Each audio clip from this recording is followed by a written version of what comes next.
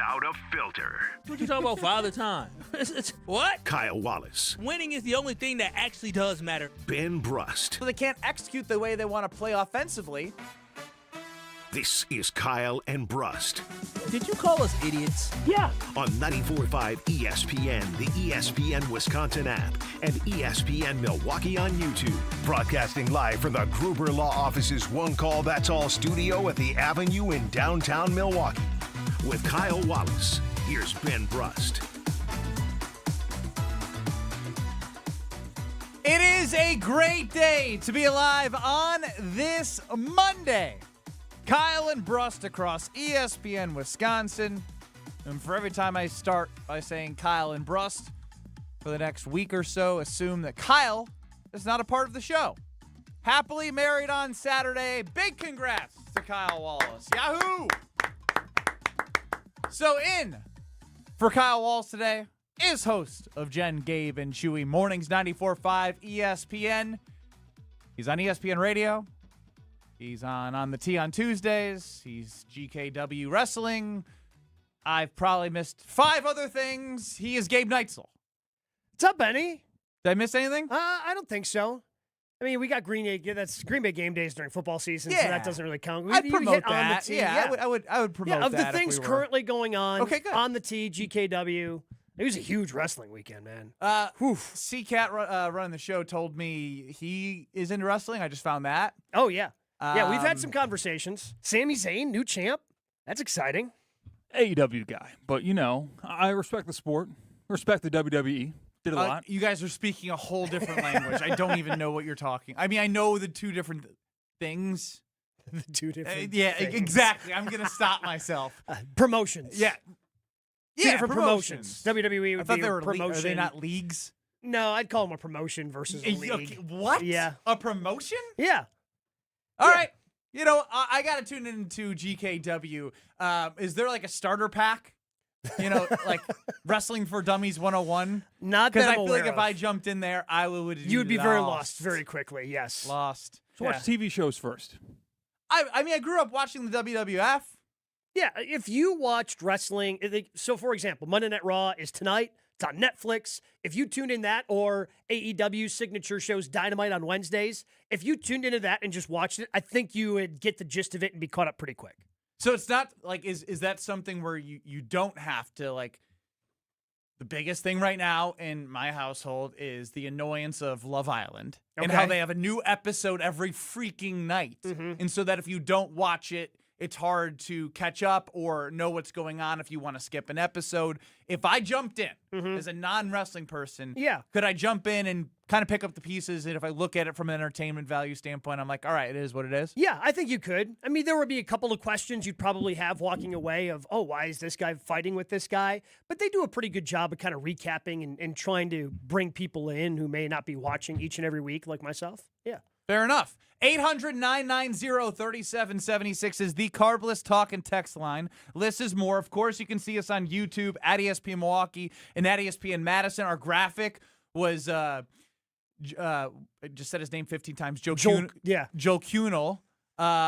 sad, and just me. There was no graphic of Gabe, so I did let people in the chat know, don't worry, it's not just me. Gabe Neitzel is here with me as well, so you can get us there. Now, as I mentioned, congratulations to Kyle Wallace on his wedding on Saturday. But, of course, all I've heard is about this groomzilla nature that he has. I've heard a little bit about that on the show. Well, one of the more fascinating things that I heard was that he determined that the bridesmaids couldn't, like, if they were going to wear a colored dress, like a certain color, like you pick out the color. Yep. It's got to be the same dress for everyone. Sometimes it's like you can go blue, but you pick your blue and you send it to the bride and they okay it. That's what we did. I was at my sister-in-law's wedding in Alabama earlier this year over Memorial Day weekend. That's what it was there. Like, it was all the same color dress. And a couple of them, well, 2 of them were twins, so they had the same dress, right? Like, they had the same dress, but then everybody else just had that exact same color, but in a different dress that fit them more than whatever. I couldn't imagine telling my now wife what they had to wear. Kyle made the executive decision that they all had to wear the same dress. So the way I look at this, and the way I approached my wedding, which you were at, I would say ours wasn't necessarily a traditional wedding, right? No. It was pretty relaxed. But what I learned about getting married at 36, versus getting married earlier in life, is there are some things that matter, and there are other things that just don't matter. Kyle got married at 35 or 36, whatever he is, and he did not have the vibe that you had. The making sure all of the brides, which, by the way, we did not have any, I did not have a groomsman, I did not have a best man, she did not have anybody to stand up on her side, but, I can't imagine something mattering less to me than the dresses of the bridesmaids. So there's a whole lot more on the bone here. I'll just jump into this. So he got everyone's email in the RSVP process through a QR code. We were also supposed to put in your phone number, and you were going to get text updates throughout the wedding of where to be.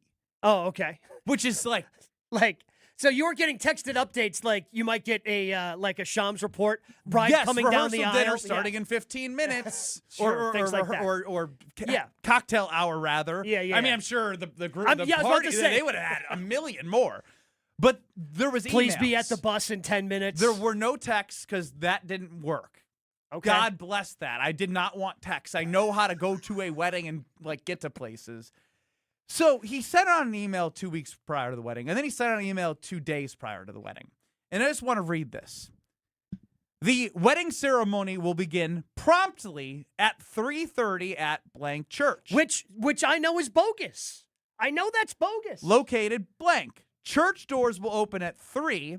We kindly ask that all guests arrive early so everyone is seated before the ceremony begins. Doors lock at 3:30. That's not true. Doors lock at 3:30. Also, you're not locking anybody out of your wedding. Get out of here. Right. So, obviously. But I know. You want to know how I know that email's bogus? Because, well, first and foremost, I saw Kyle Wallace. He was wandering around Summerfest. He was wandering around Summerfest. On Saturday. Gabe Neitzel, Jason Wilde, Alex Strofe, giving you all the latest. And so Strofe was invited, and I looked at Strofe, I'm like, do you got to get out of here early? He's like, it's at 3:30. I'll just go to the reception after. I won't be able to make it for that. And Kyle, Kyle just said, well, no, if you can't make it, it's, you're just being lazy because you can make it on time. And he's like, what do you mean? It starts at 3:30. He's like, no, it starts at 3:45. 3:30, you should be there by 3:30, but the ceremony's not going to start till 3:45. Those were the direct words from Kyle. I told my wife and Strofe's fiance, who we went together as Strofe was doing State of the Packers, that I have a bad feeling when we walked in that we still showed up way too early. Out of respect, I did want to be early by the wishes of his email. Mm-hmm. We got there at 3:15. 3:15. So you were a half hour early. It turned out to be a half hour early because this ceremony. Longer. Well, when did the ceremony actually start? Not like he told you verbatim at 3:45. So I see people walking in from 3:30 until 3:50. Whoa. What happened to doors locked? He's telling me that his cousin Jordan Turner and his other cousins were going to be standing in front of the door, shooing people away. I was thinking this thing was like Coach Carter. I thought they were going to put a lock on the church. And we were locked in there. If you're 5 minutes early, you're late. Correct. Lombardi time does not exist in Kyle's world because he was late. So then I realized when I was in there at 3:15, I was like, oh, hell. They handed out the fans to keep you cool. Sure. No air conditioning. Well, yeah. I mean, a lot of the churches. Well, we do have beautiful churches. Yes. In the city of Milwaukee. Most of them are very old, and they're not going to have very tight. And you pile people. I mean, Kyle's a popular guy. You're gonna have a lot of people. It was a big wedding. Yeah, you're gonna have a lot of people there. We spent from 3:15 until 3:55 is when the wedding started. You were there 40 minutes early. 3:15 to 3:55. Doors locked at 3:30. I thought there was bodyguards. I thought I was gonna be shooed away. Doors locked. The ceremony itself, amazing. 15 minutes. 15 minutes. I spent more time sitting in the hot church because of the email that I got about bodyguards and locked doors at 3:30. Sure. And the ceremony is 15 minutes. That's ridiculous. He's a liar. Yes. He lied to everybody. Uh-huh. Because he wanted to make sure everybody was there on time, I guess. But obviously some people knew that was not going to be the case if people were strolling in until 3:50. Every day. He could have told me, hey, 3:45. I would get there at 3:35. Yeah. And I sit there from 3:35 and it's starting 15 minutes later. That you're talking to people, you're sitting down. Oh, it's cute. You're looking at the program. I would say 75% of the wedding ceremonies you go to are not going to start on time. No. Right? Like they just don't. No, but the doors lock thing at 3:30 had me in a tizzy. That was an interesting twist. Just the thought of locking your doors and people who want to come in and celebrate your love. I should have called the bluff. You should have. It's on me. I'll take ownership because I know how he operates, and I had a little inkling. Because when I sat down, I told my wife and Stroph's fiance, I was like, just so you know, I don't think this thing's starting until 4-ish. And it started at 3:55. No, you nailed it. I didn't want to nail it. I didn't You want to. wanted I didn't to be want wrong, to sweat. But and by the way, the fan thing. Yeah. Oh, it's not you good. sweat more by moving your Because, arm because based in off order the to air get- that yes. you get from it. Mhm, Because it's it's not just worth it. hot air blowing in your face from the tight church. Yeah, the juice isn't worth the squeeze. So on the, I on won't the get fan. into any other details because obviously it was amazing ceremony. 15 minutes. Yeah. Boom, bang, bop. We're out of here. And then getting to the the cocktail hour. Shout out to Palermo's, who you and I both love. Oh, love the pizza Palermo's. truck was out there for afterwards. Oh, really? Yeah. That's a great get for a wedding. Unbelievable. Right there on Wisconsin Avenue. Did you grab yourself a slice? What do you think? Of course I did. Whether it's Frozen Pizza Friday. Actually, last night was another night where I stopped at my local grocer. I went to Sendik's. And next thing you know, I had a pizza on a Sunday night. You can't have enough Palermo's frozen pizza. What'd you go with? Yesterday I went with the thin and crispy Screaming Sicilian pepperoni. Okay. Again, it's crazy how we can talk about this because we know how there's so many brands and each brand has a specific way of I was like, it's Sunday. I'm eating a little later. I probably shouldn't do the OG Screaming because then I'm going to be in a food coma. Yeah. Got to get up to go to work, so I went with the thin and crispy. I felt like there was a heady play. I think that is a heady play because my problem is I've fallen in love with the Detroit style. Though, And that's very good. Yes. but You want to talk heavy. about you want to talk about food coma. Yeah, that'll Heavy. I mean, get you where you need to go and then sometimes you need a nap. The only other afterwards. thing I will let you know is that there was a photo booth. Okay. This is after the father-daughter, son-mom, first dance. He goes back and turns on, he's running The the photo booth. He was like, yeah, I got to get it plugged in. I got to make sure it works. He was doing everything. I was like, are you enjoying yourself? Now that I'm looking at you, remembering that, I was so stressed watching him. I could see everything churning in his brain. It's like, go get a drink, man. Yeah. Or disappear with your wife, or just go do somebody else. something. Yeah, let somebody else handle the photo booth. So congratulations to Kyle, but the idea that he's going to lock the doors at 3:30 and then start it 25 minutes after the threat of locking the doors from people seeing the wedding, I should have called the bluff. Kyle's too nice to lock people out of his wedding. That is, you should have called that I bluff. should have called the bluff. Yeah, because he's just too nice. I mean, again, for Kyle, the bark is worse than the bite, right? He likes to get up here and he likes to yell from time to time, but he backs down. Yeah. Especially when it's a Packers player like Tausch or Bulaga, he'll be really serious, and then when they push back, he's like, "Well, you played. You played in the NFL. I should probably listen." Yeah, you think Kyle? I mean, let's just say there was it's summer in Milwaukee. You can hit traffic at any point because some street I shut wish down. I would have hit traffic. But that's what I'm saying. 94 is a mess. You just coming from any angle, trying to get to any church at any time. There could be a street festival going on, so now you've got to drive around. I wish it there takes was. you I longer. wouldn't have been sweating for 50 minutes. So you're telling me he's got a family member that he cares deeply for that gets stuck in a traffic jam somewhere in Milwaukee? He was going to lock them out? No. Yeah, not happening. No. That was Saturday night. Obviously, a less than ideal finish yesterday to the Brewers Cubs series.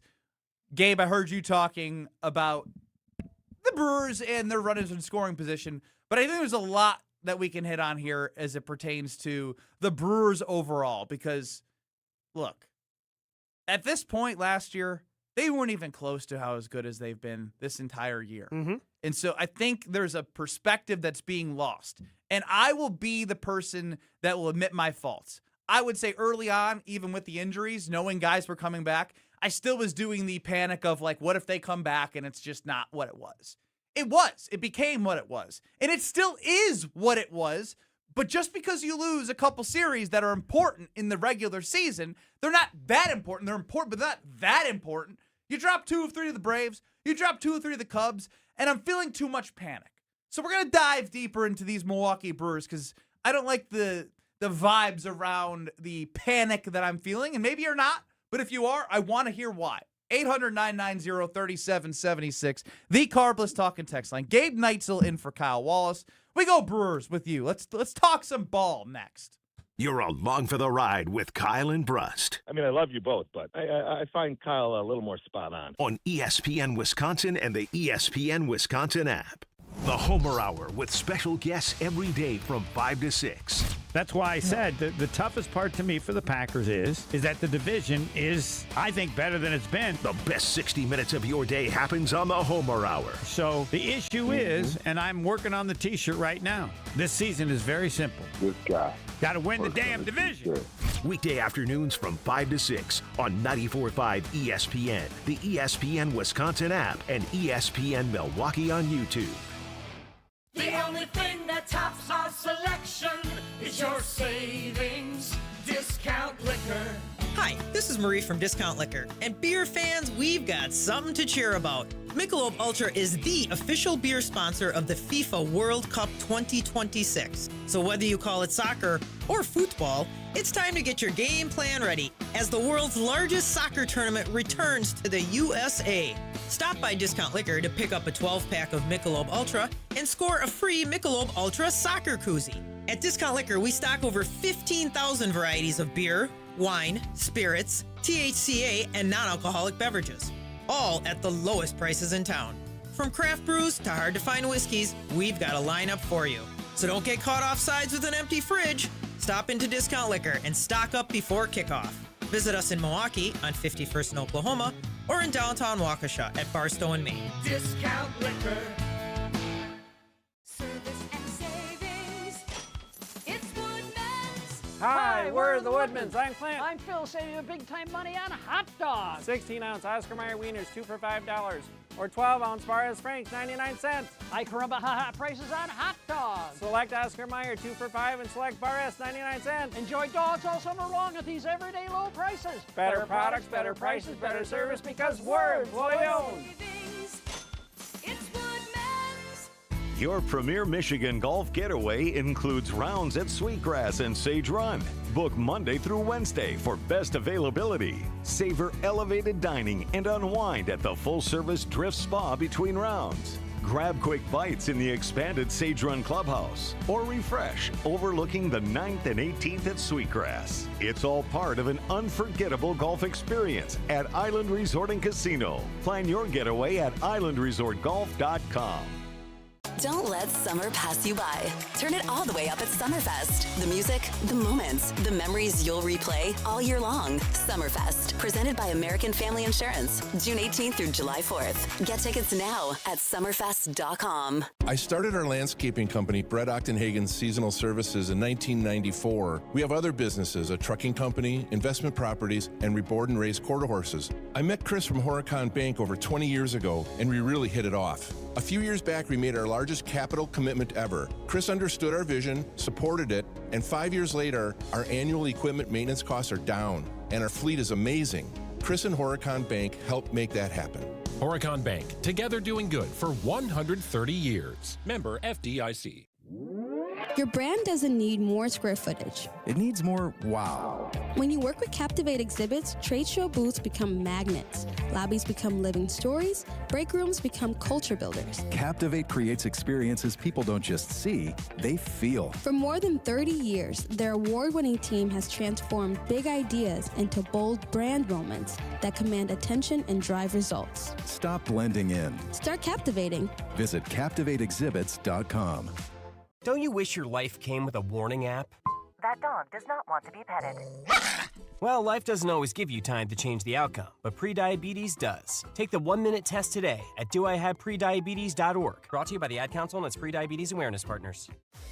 Watch your step. You're with Kyle and Brust on ESPN Wisconsin and the ESPN Wisconsin app.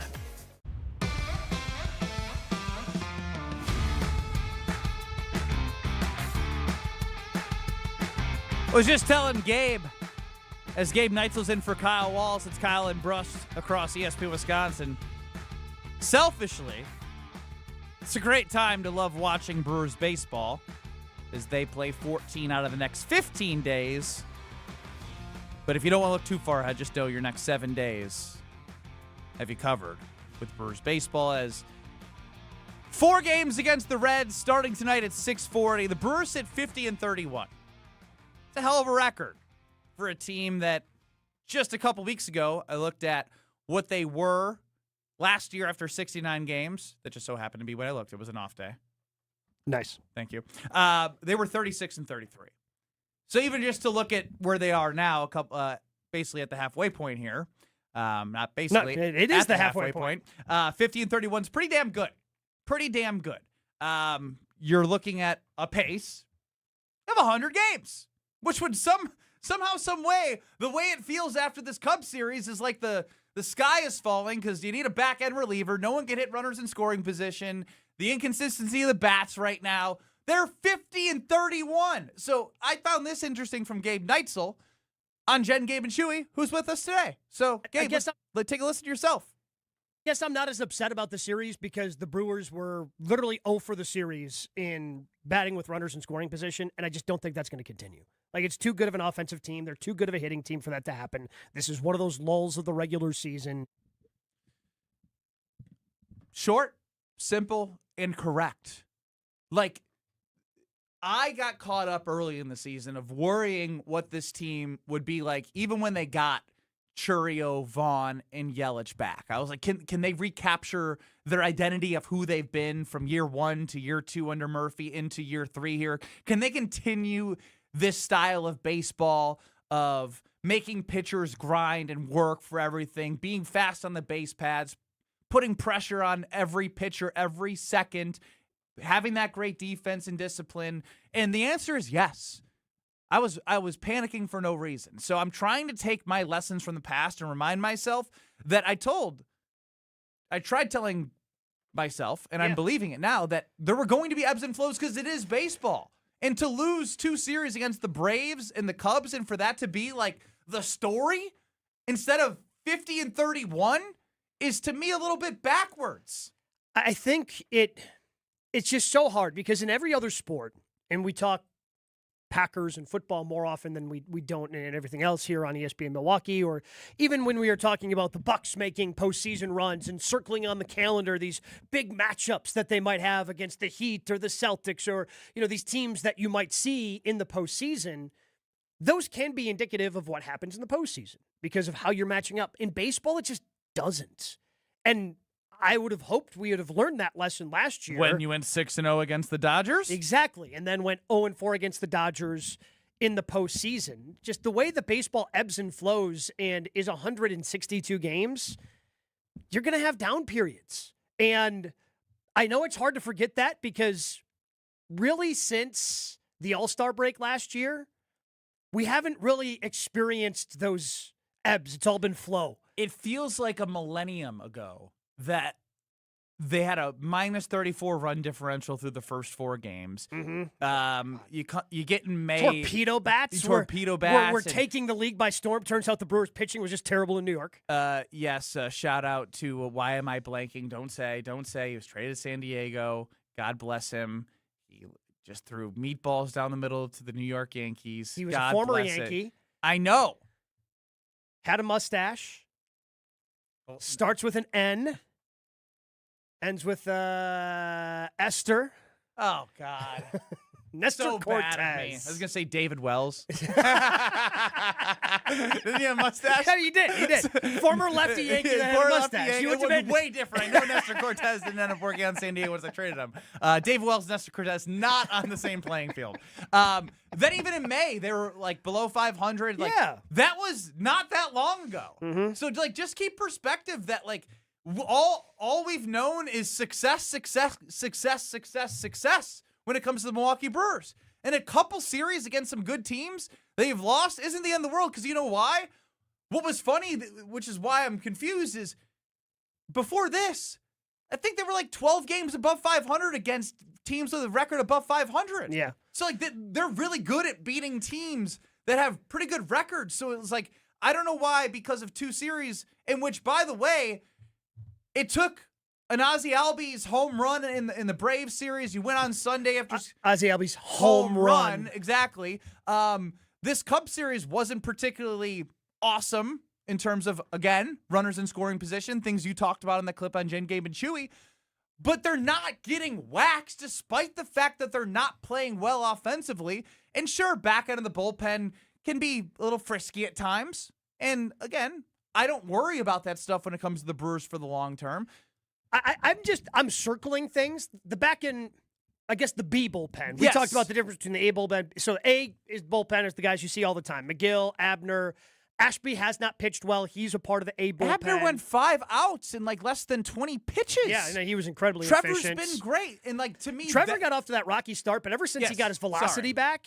I didn't talk about the early struggles, Yeah. but he has been great as of late. Trevor was an all-star last year, and he's regained that form. I don't know where the velocity went, because it's not like it was a Woody situation where it's, okay, is this a dead arm thing? It was just a tick down.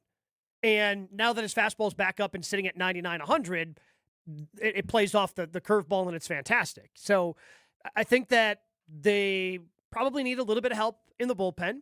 Maybe that comes in the person of Shane Drowan. Maybe it comes when DL Hull's back, because Logan Henderson looked fantastic in AAA last night in a rehab start. So if he's back in the starting rotation, that drops somebody else down. Maybe Robert Gasser.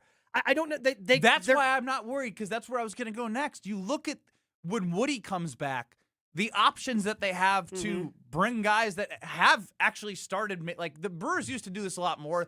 They've started a lot of their younger pitchers in games. Back in the day, it was like Burns, you're starting in the bullpen. Freddie, you're starting in the bullpen. So even though it's a little bit backwards that they have had opportunities to start, the stuff from some of these guys, Sproat has stuff. Gasser's actually, as having Josh Gasser as a teammate, I always have to make sure I say Robert Gasser correctly. I mess it up all the time, because I used to do Josh used to join us when Homer and I were at the and Gabe Edgewater. at the Edgewater, yes. So I'm glad you have that same issue. And Actually, I'm not. I've called Gasser before. I've heard it. I let it slide because I'm like, I know that, Gabe. I know that feeling.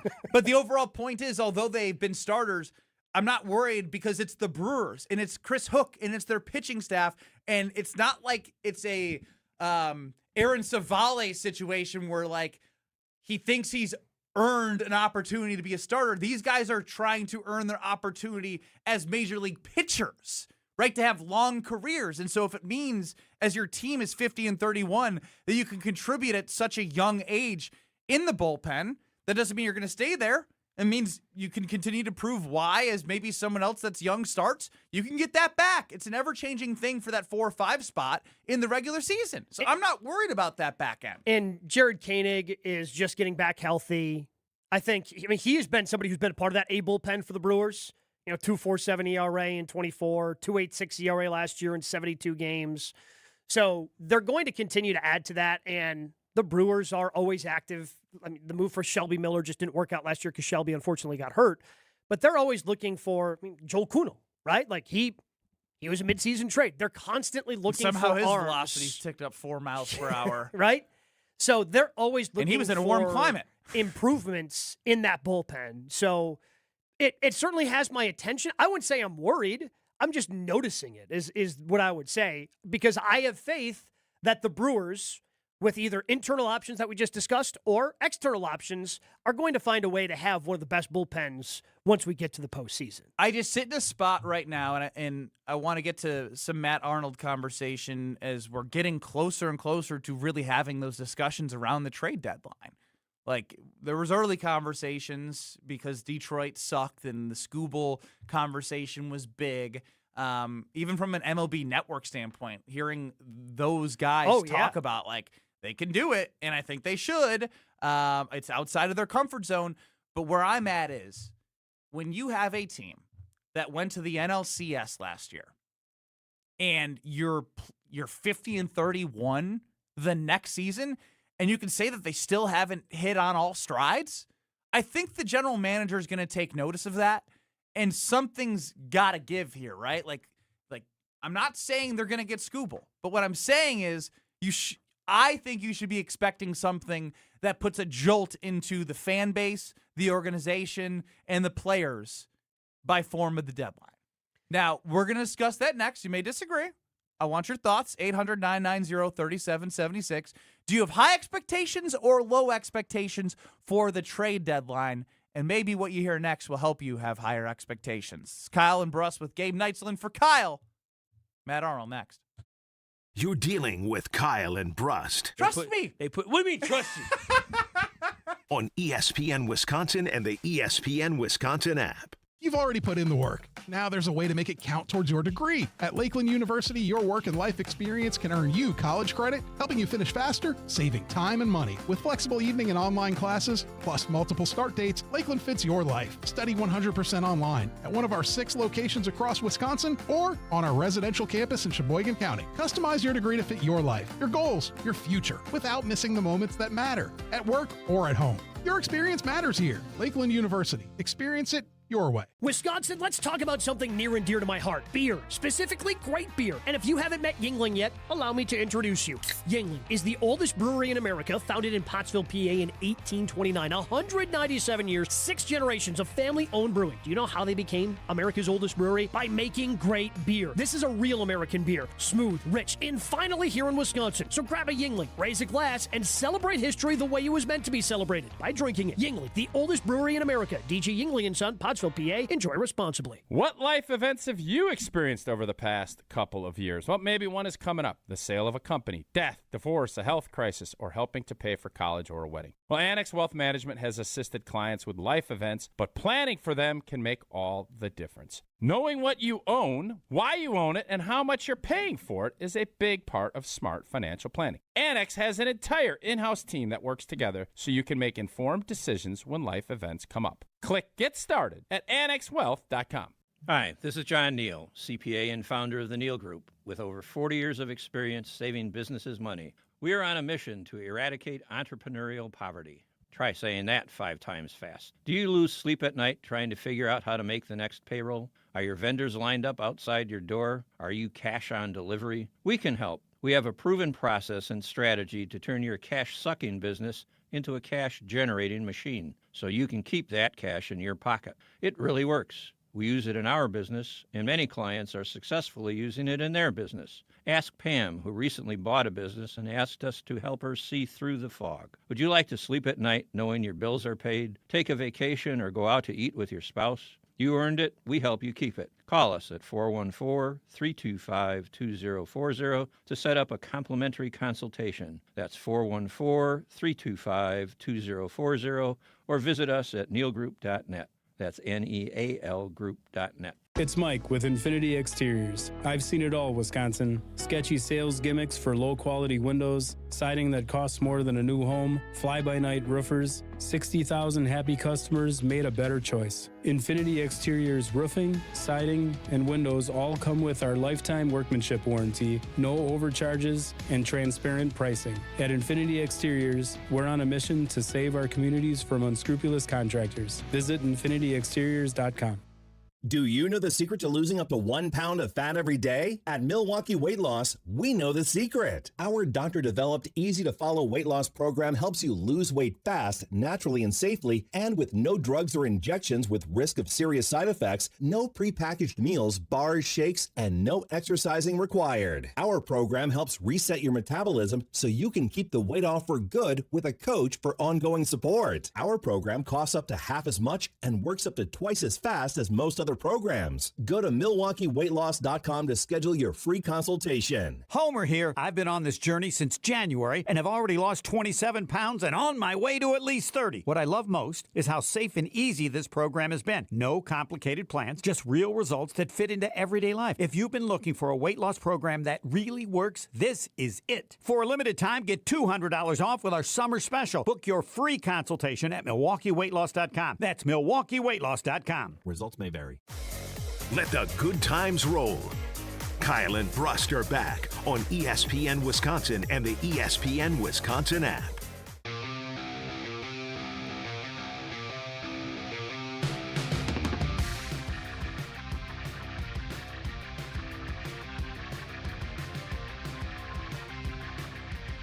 The Milwaukee Brewers are 50-31 at the halfway point. And I see on the Carbless Talk and text line the frustration of how they lost and it being against the Cubs. I understand that. And I'm not saying you go ahead, be frustrated with it, because I get it.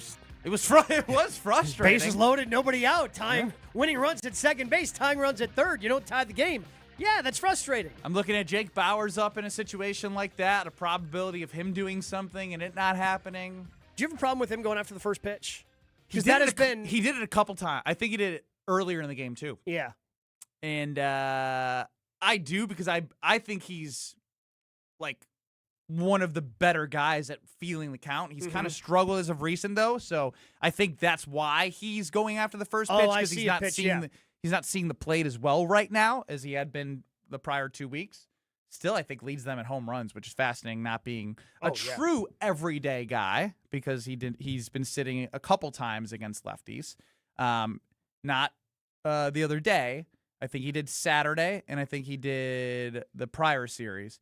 And my whole thing is, because Saturday he didn't, because I was like, well, why?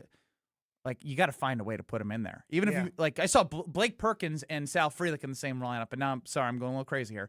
Put Sal in center and put Bauers in right. Like I'm sorry. Like, even if Blake's been swinging a little bit, like, what are we doing here?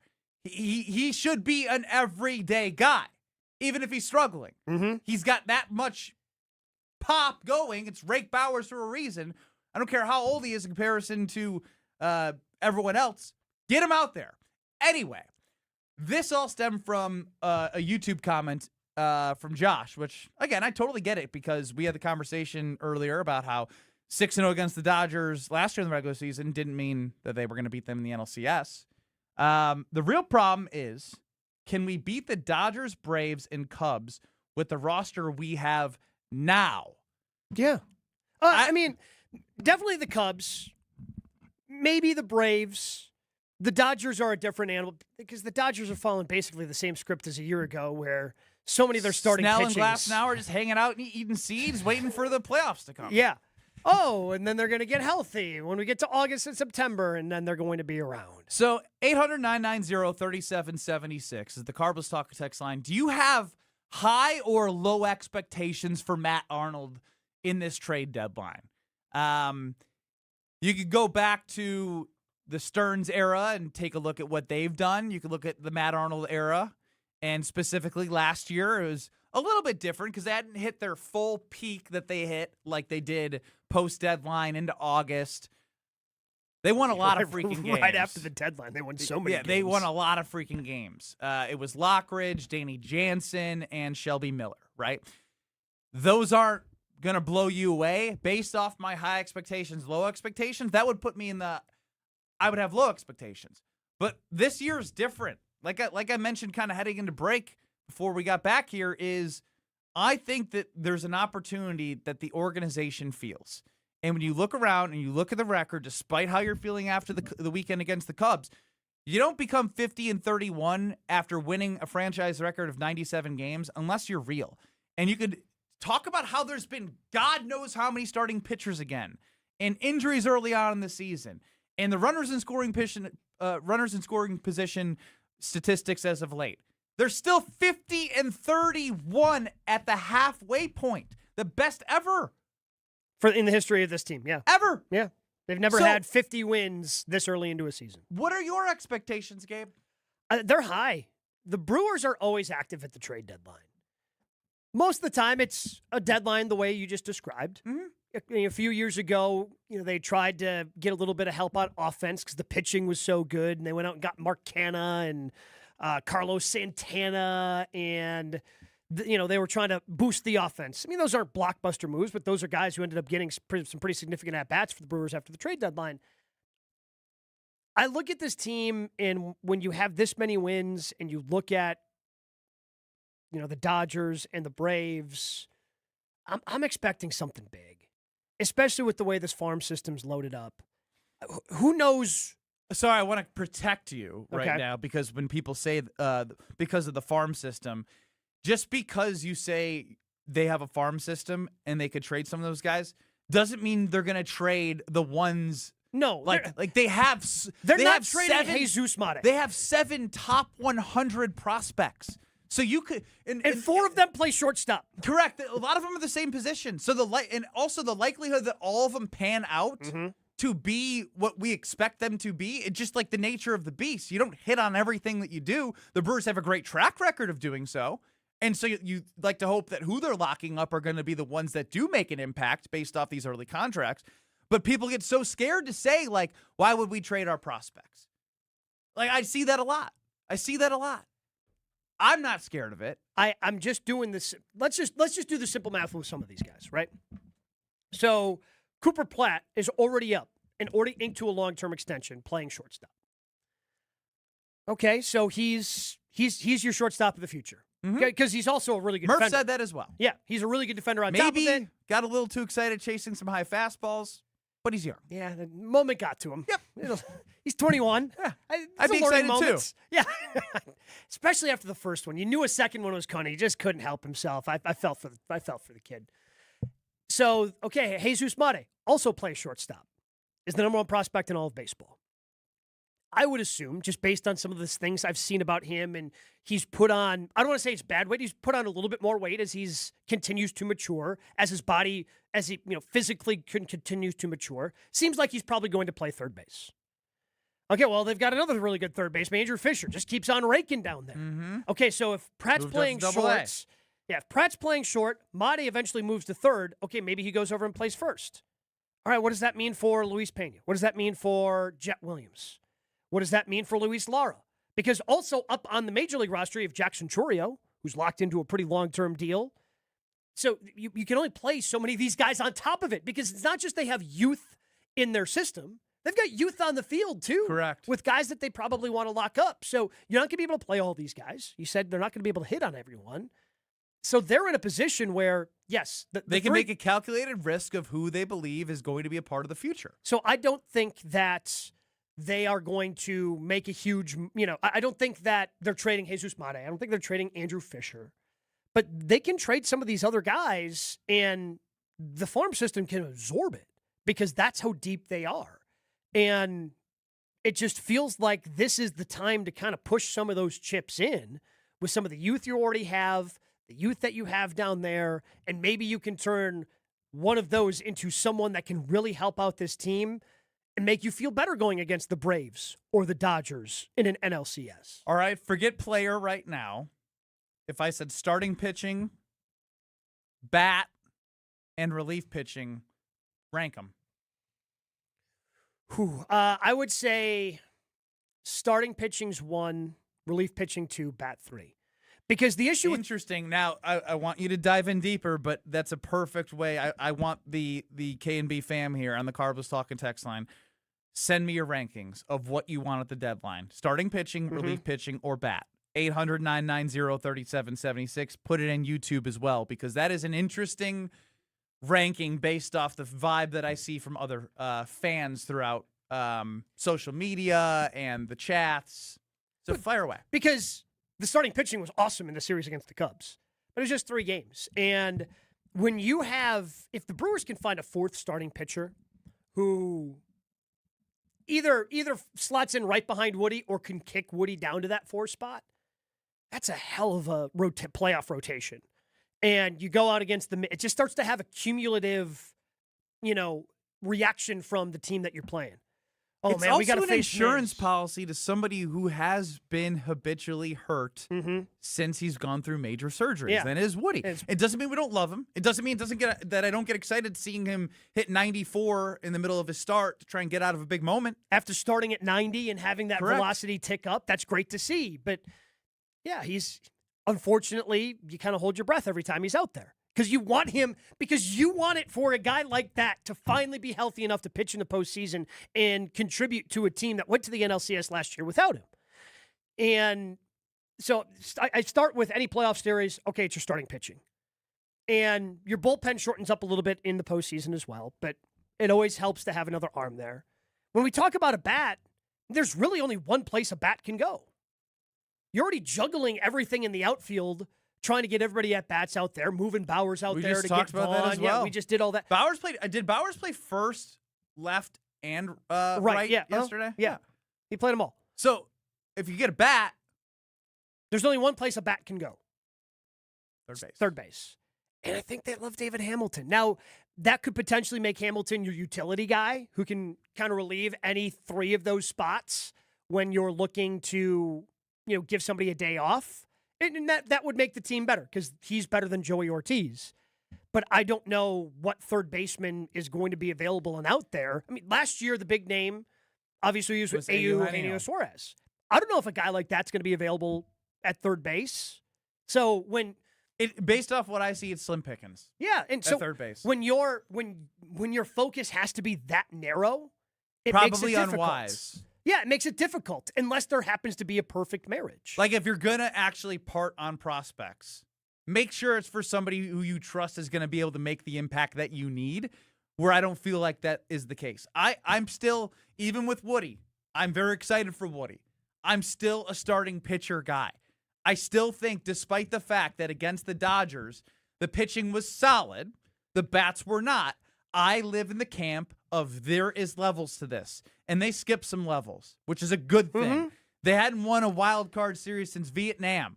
And they get to skip that, win the divisional round, and go to the NLCS.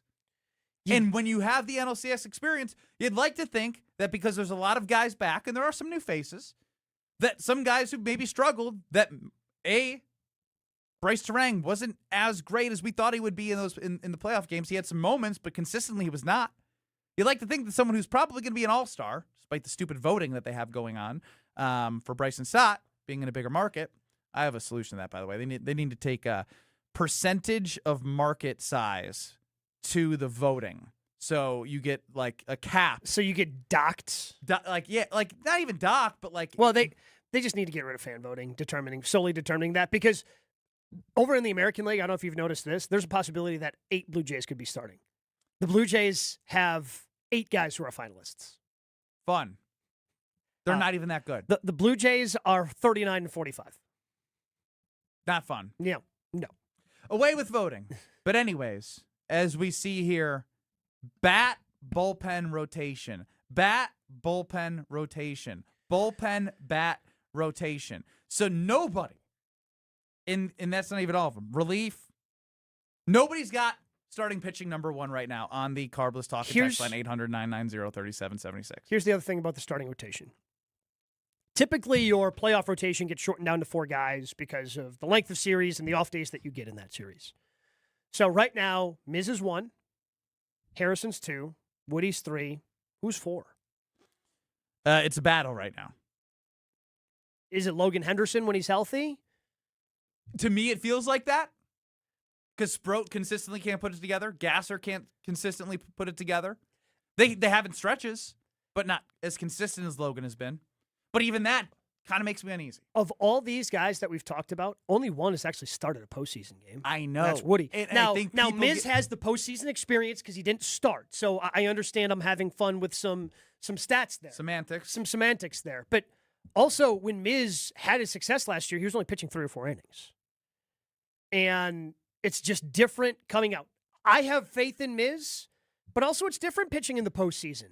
And having that many guys that have never done it before and relying on that many guys that have never done it before, it's a little bit of a roll of the dice. Now, they may go that way because who knows the starting pitching market's going to be. Maybe it ends up being too expensive. Maybe Tarek Skubal doesn't become available because the Tigers lie to themselves that they're actually competitive in the American League. I would like to have another arm to feel better. Going into these games. Team Gabe, everyone's against me, but Team Gabe. Trying to go into these games and cobble together Johnny Holstaff games in the NLCS.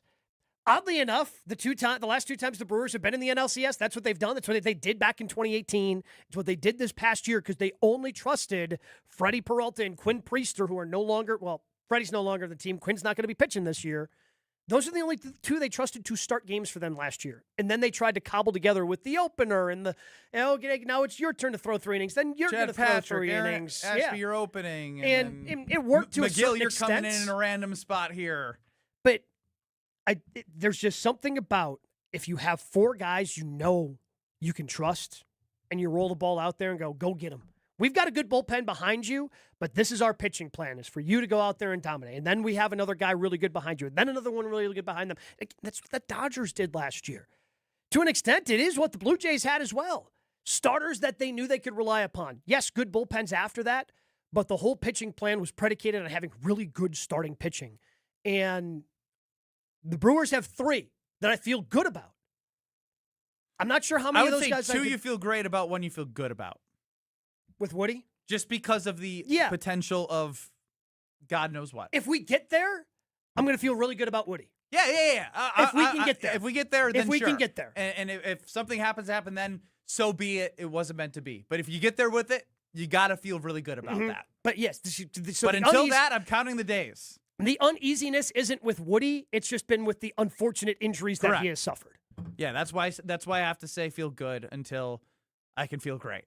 You know, I feel good until I can feel great. Yeah, after game 162. Hopefully I'm not talking about the opposite feeling. Yeah, and if we get to game 162 and he's still healthy and he's a part of that playoff rotation, yeah, then you're going to feel really good. But just think, if you could add another vet that's got some experience, some big game experience, that those become, then you've got Woody and another veteran and Miz and Harrison, who both are probably going to be all-stars this year. Then you can figure out who's pitching their best and who fits what you want to do from a long reliever standpoint. You have options there.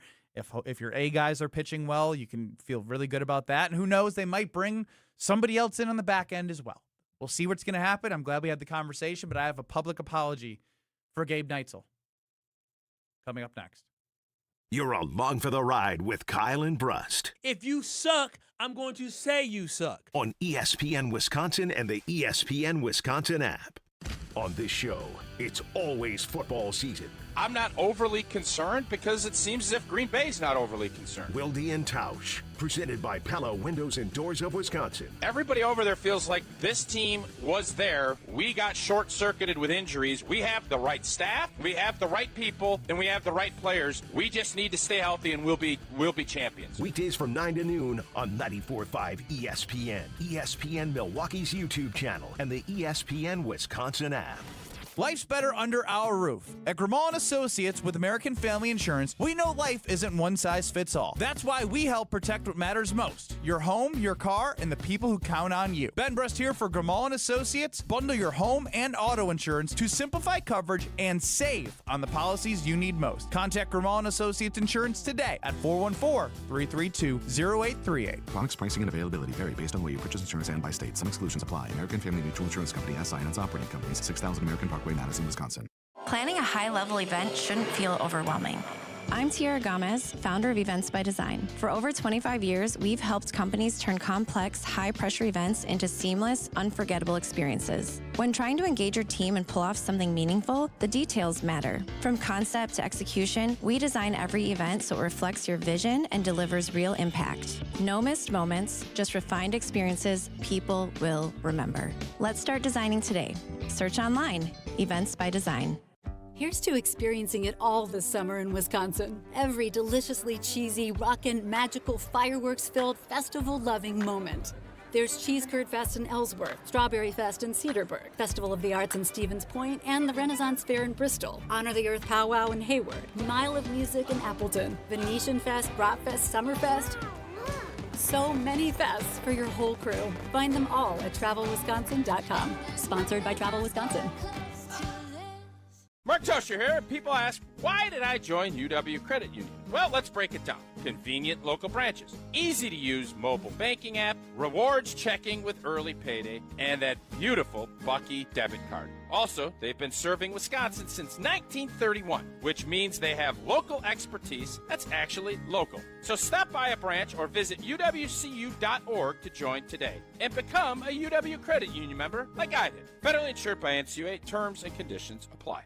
One of the most important concepts in sports is don't drop the ball. Are you dropping the ball with your estate plan? When was it last updated? Have you even done one at all? It's ESPN Wisconsin's Jason Wilde for Walney Legal Group. There's a lot at stake for you and your family when it comes to wills, trusts, probate, and elder planning. At Walney Legal, that's all they do. Tailored documents. No confusing legal jargon. Just thoughtful guidance. Do the blocking and tackling to protect your family. Start a conversation today at walneylegal.com. This 4th of July, crack open something made for the red, white, and blissful. The new Americana Backyard Bliss Variety 8-pack is here just in time for America's 250th birthday, featuring 4 nostalgic flavors: strawberry, cherry, grape, and apple. It's the taste of backyard barbecues, fireworks at dusk, and long summer weekends packed into every can. This Independence Day, bring the nostalgia and bring the bliss with the new Americana Backyard Bliss Variety Pack from Carbliss. Available now at your local retailer or online at drinkcarbliss.com. Are you starting college, moving to a new apartment, or just looking to create a new vibe in your college living? Make IKEA your first stop for everything you need to create a college space that's all you. Whether you're looking to add color with cozy bedding, organize your dorm with smart storage solutions, or find that perfect sleeper sofa for those weekend visits, IKEA has your college life covered. And verified college students get 15% off when they sign up for IKEA Family. It's free and packed with rewards. So go grab your roommate and head to IKEA Oak Creek or shop online at ikea.us or the IKEA app. Have no fear, the chaos is here. Lucky you. This is Kyle and Brust on ESPN Wisconsin and the ESPN Wisconsin app.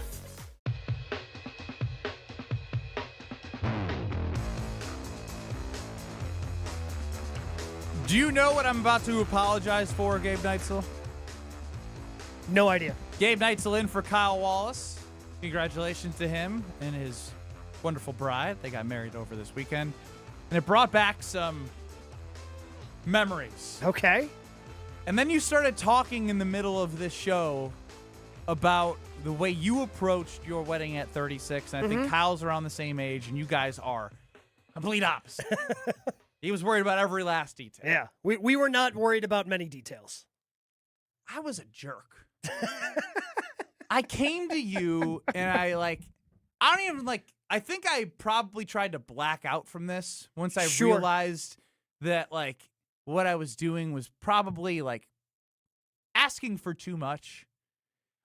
I was the guy who asked for the +1, if I'm not mistaken, within 48 hours of your wedding. I wasn't within 48. It was the week of. So our wedding was on a Saturday. You asked Monday or Tuesday. Because I remember jumping on then and yeah. We publicly shamed you for it. I've been publicly shamed Brust. over my Josh DiMaggio non-invite. He was with me at Summerfest, and of course we relived that together. At a partner meeting, I told Josh in an awkward spot that he's not invited, which is so weird of me. Yeah. Shame for that. So I have shame for this. And I'm trying. Jason Wilde also called into Summerfest, and I'm living in a weird world because he just called in to appreciate something I did in my college career. Oh. And I was like, what world am I living in? So I don't know what's going on. Maybe it's just a time of reflection. I made too many teammates of mine lives harder than it's had to be. And so I'm coming to say, hopefully I've stopped being a pain in the ass. So when you did that for our wedding, it really wasn't that big of a deal. I think we played it up more on the air just because you shouldn't be doing that. But again, our wedding was such a low-key thing. We didn't have assigned seating. Yeah, right? So it's not like we had to. It all worked out, but still, where are we going to put her? Literally, the only conversation you asked me about it. I asked my now wife, "Hey, Ben's asking if he can have a +1. What do you think? And she goes, well, is it just some random girl or do you know her? I'm like, no, I know who she is. And she's now your wife. Yes, she's now your wife. So I just said, no, I know her and, know her and Ben and all this. She goes, okay, yeah, then she can come. It was literally a 30-second conversation that we played up. So it really was nothing. I know, but it still doesn't make me feel better that I was that guy. Sure, exactly. And I think the point of us publicly shaming you the way we did, myself and Greg and Josh. To get you to realize you don't want to be that guy. Correct. So I think after years of public shaming, some of these lessons are finally starting to sink in. Maybe they did not sink in at the time they were supposed to. Maybe my frontal lobe just wasn't as far ahead as it was supposed to be. Yeah, maybe it wasn't fully developed. It's probably not now. It's supposed to be by 29, I think, or 30. I'm 35 this year. Maybe I'm just a 5-year behind guy. Maybe. So I think after years of this, it's finally starting to sink in. And now you're a better person for it. You're probably a better husband for it, better father for it. Now, what if I told you, C-Cat, who's running the show, that Gabe's wife did something that is an amazing thing in a 30-second conversation to have me at their wedding, and I'm going to turn it over to Gabe Neitzel to tell C-Cat and the audience, for those who missed it, one of the worst possible things that could ever be done at a Friendsgiving-type gathering. So, Benny, in a very Benny way, we were all at a teammate, somebody who was a part of the GKB Milwaukee family. There were a lot of us there. I mean, we had a good chunk of people. I'm not going to look up for like 2 minutes. There were two separate tables. Now, it wasn't like a kid's table. There were two tables, but they were next to each other, so everybody could still be in the room and accompany each other. So Ben decided to do what Ben liked to do then, and that's, draw a little bit of attention to himself and make it about himself a little bit. And he decides that he needs to go around the room and tell everyone why he's thankful for that person in the room. There's a lot of people in there. There is no way that I have something thankful about, like, everyone's significant other. Yeah.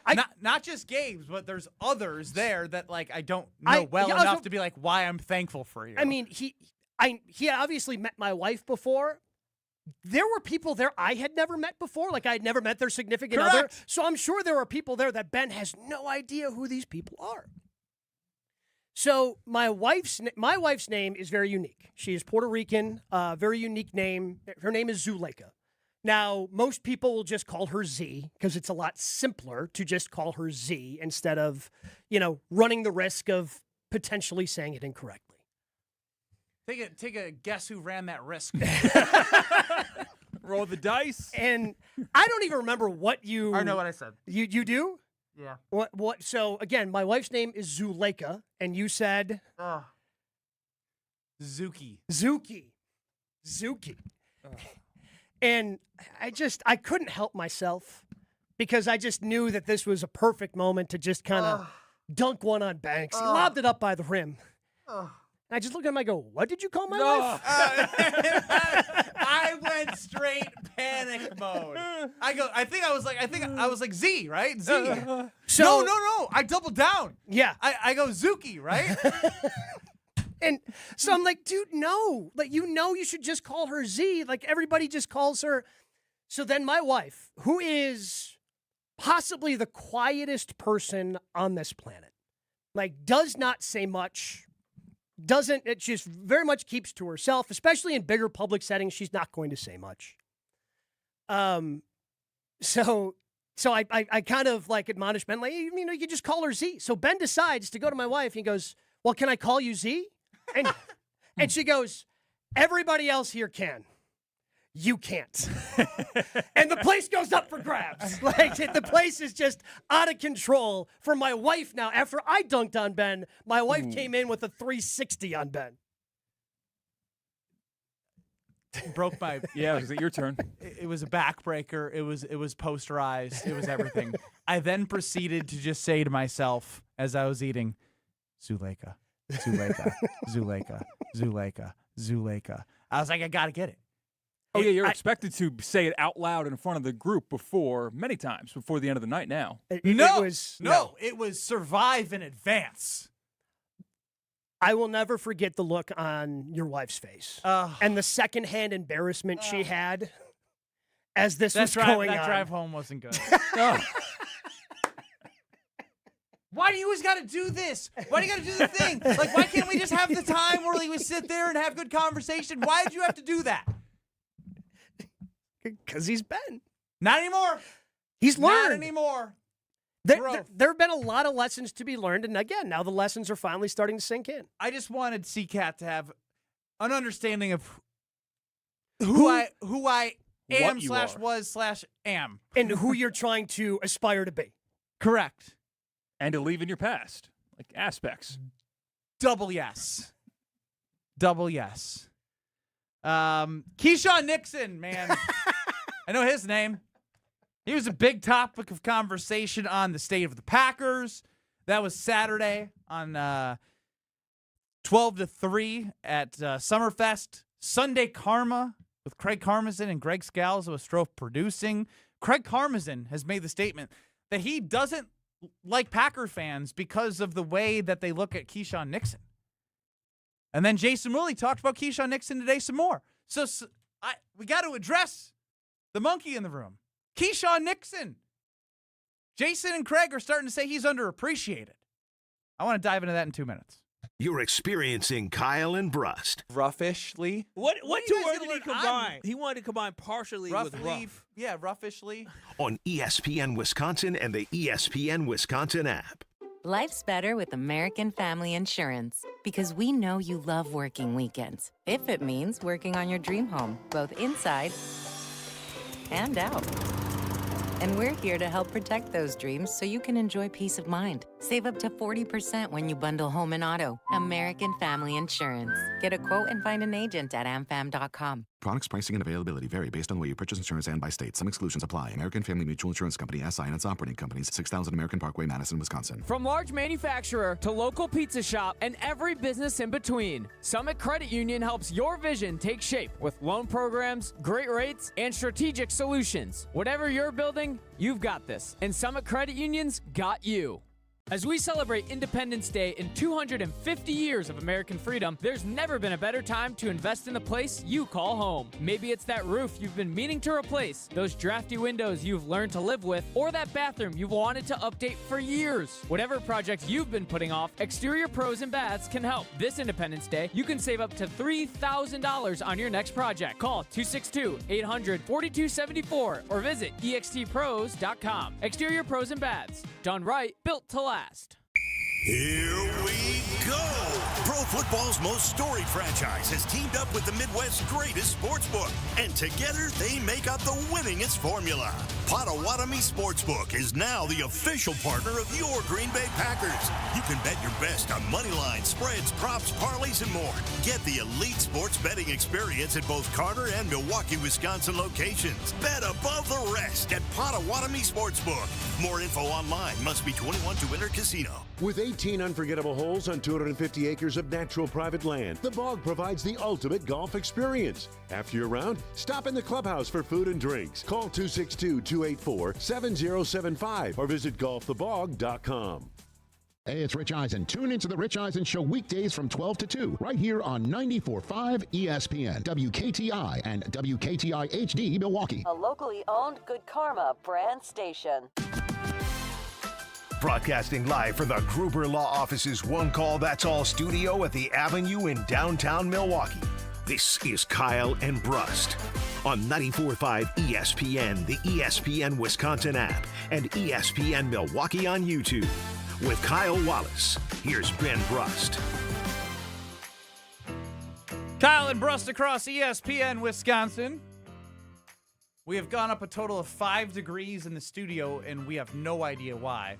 Has the extreme heat hit Wisconsin to the point where it's now breaking HVAC systems already? I don't know if either our AC is out, but one of our windows that looks out into the market hall was fogging up, so I don't know if that's just also like people opening up the door and like more humidity coming inside, but it's hot out. It's just funky in here right now. Ben Brust, Gabe Neitzel in for Kyle Wallace. You can get us at the Carbus Talk and text line 800-990-3776. Now, Keisean Nixon, cornerback 1 for the Green Bay Packers, has had an interesting journey to get there. I just want to play this is a Josh DiMaggio thing because I didn't invite Josh to my wedding. He told anybody at any point during the shows that I do that they could do this. Adam and Madison, you're on the Carbless Talking text line. Good to talk to you, fellas. Ben, you are not invited to my wedding. Thank you very much. I appreciate that. Keisean Nixon, at any point, if you would like to not invite me to your wedding because of what I did to Josh, I will take any of that. That's the penance that you have to pay? Yes, anybody at any time can just tell me you're not invited. And Josh is very happy about that. I can see him being very happy about this. Yes, he's chuckling right now as I know he texted us about my snafu at the Friendsgiving. The most, as he described it, the most unforced error of all time. Just no one to blame, literally no one to blame but yourself. So when I need a second to regather my thoughts, I'm going to play Jason Wilde. Here's what he had to say about Keisean Nixon today on Wilde and Tausch. This guy should be the type of player that gets embraced. Undrafted free agent. Signed to the veteran minimum as a free agency, inexpensive, no real expectations addition to the roster. Goes out and is a 2-time first-team All-Pro return man. Which, by the way, he was not a returner with the Oakland/Las Vegas Raiders. Like, he started his career in Oakland. Then he goes from just a return guy to a slot corner. Then he goes from return guy and slot corner to starting corner. Then he winds up being your number 1 corner. And for whatever reason, there is a vocal portion of the fan base that is not happy with that or not happy with him. So there's a lot to dig into here because there's a portion of people that are worried that Keisean Nixon might want more money. He does want more money. I know he has not. I don't think he said that publicly. I want more money. I think you want more money. Yeah. When you're a starting cornerback in the NFL and you're only set to make about $4 million, I think it's pretty safe to say that you want more money. I think it's a great story. There's no doubt about it. The journey is great. But just because you're a starting corner doesn't mean that you're a starting corner. It's not to say he's not deserving of more money than he's being paid now. Mm-hmm. But he's also a frustrating as hell player because he was able to look really good when Micah Parsons was on the field, sitting back, jumping routes because the pressure of the quarterback was so quick that he could sit on things. Then we've also seen him in moments where you look at him in the return against the Eagles, fumbling and flipping that game upside down on its head. DJ Moore in the first loss against the Bears. Mm-hmm. Then you have also, I always forget this first or second loss, if it was the all-out blitz where he left his man to kind of try and jump up in the right corner. On 4th down, yeah. It just like... So there's a lot of things that have been big moments, and let's not forget he had the big moment of the interception against the Bears when they won. But he's just kind of an enigma in a way. It's not his fault that he's cornerback 1. He's good enough to start in this league on the outside, and as we discovered last year, it's really hard to make the transition from being a good slot corner to being a good boundary corner. Keisean was so good at it. Maybe this is why more people are mad at him too, because he was so good at it and made the transition seem so easy. The Packers thought that Nate Hobbs was going to be able to do it. Nate Hobbs could not do it. He was a slot guy in Vegas, tried to play him on the outside, and he could not do it. Is Keisean Nixon, he should not be paid like a cornerback 1. He is their cornerback 1. But he's a good enough guy to be starting in this league. And it's not his fault that he's their best corner. That's Brian Gutekunst's fault. Would you pay him? If I'm the Packers, no. No, I don't think you have to. I don't think you need to. Do? Exactly. It's the same playbook. While I understand where Elton Jenkins was coming from, and I was hoping that the Packers would give him money, some pro player. Just guarantee some of the more money. He's being a team guy. He's doing what you want. Moving from guard to center. So give him a little something. Where's the exchange? Packers didn't care, and then they cut his ass anyway. For Keisean Nixon, yes, he is underpaid. I mean, I don't want to say he's vastly underpaid, but if he were a free agent, I think he's making $8 to $9 million a year. That's double what he's making this year. And that's a significant amount of money. So I understand him wanting more money, but after the way things played out for Elgton Jenkins last year, Why would the Packers budge? I don't think Keisean has leverage the way that Jordan Love had leverage when he did his sit-in until he got paid a couple of years ago and got his $55 million a year contract. A little bit different. I don't think he's got the leverage that Tucker Kraft has. And while I don't think Tucker's going to show up to camp and hold in the way that Jordan did, I think it would be wise if there's not a contract extension for Tucker not to practice until he gets that contract extension.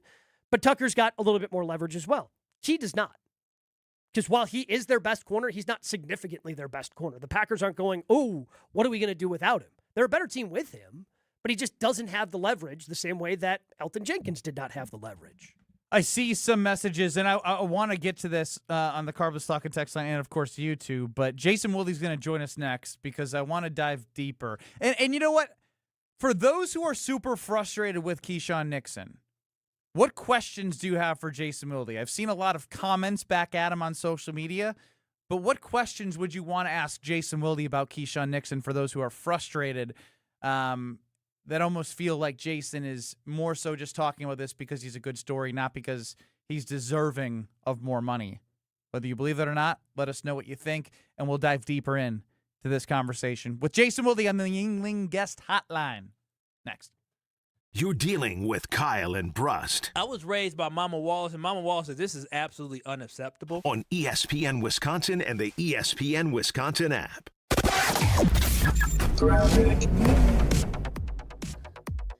We've got a couple of issues going on. Southbound on 41, right at the Silver Spring on-ramp, we've got a crash there. That's going to be slowing things down from Good Hope Road pretty much past that accident scene down past Capitol. On the northbound side, we do have two right lanes blocked with a broken-down vehicle right at North Avenue. We've got delays coming up from Watertown Plank Road up to that scene. Westbound 94, watch for delays from about 30th Street all the way to Hawley Road, and then eastbound backed up coming out of the Stadium interchange past 35th. And checking the TMJ4 Storm Team forecast, an extreme heat warning is in effect until 7 o'clock Wednesday for all of southeast Wisconsin. Tonight, partly cloudy skies, warm, very humid, a low of 77. Tomorrow, mostly sunny, hot and humid, a high of 97 with a heat index up to 105. From the WTMJ Traffic Center, I'm Debbie Lazaga on 94.5 ESPN.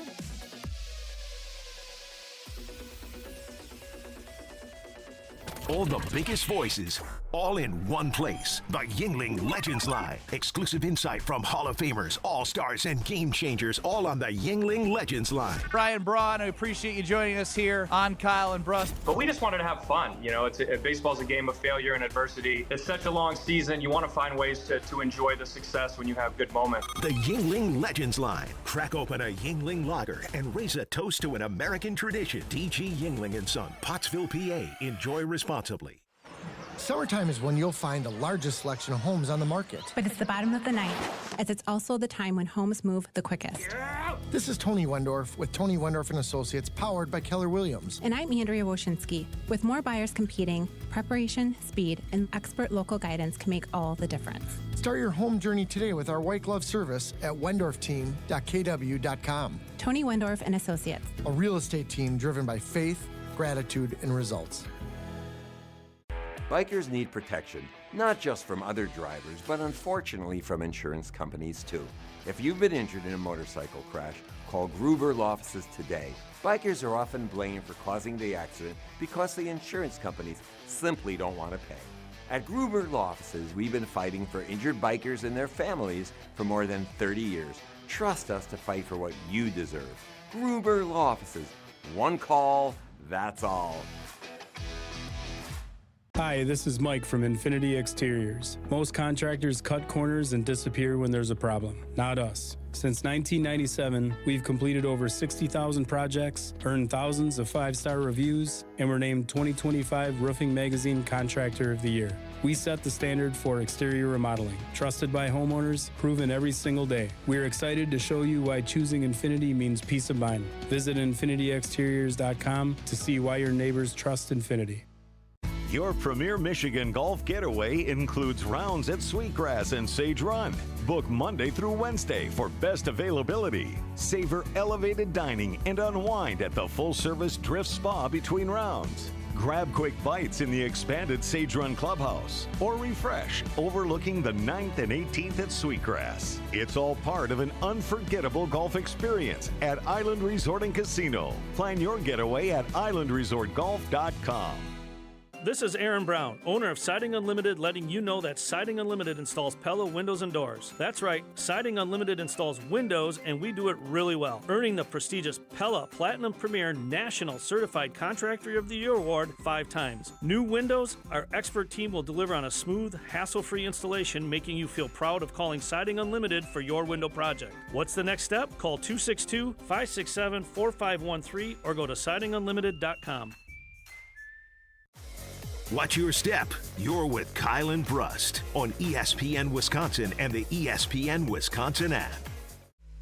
I would certainly hope that they would if I'm a Packers fan. 3-time Wisconsin Sports Writer of the Year. Believe me, I have tried to get some information on that. Holding everybody accountable. We felt that way last year. Jason Wilde is on Kyle and Brust.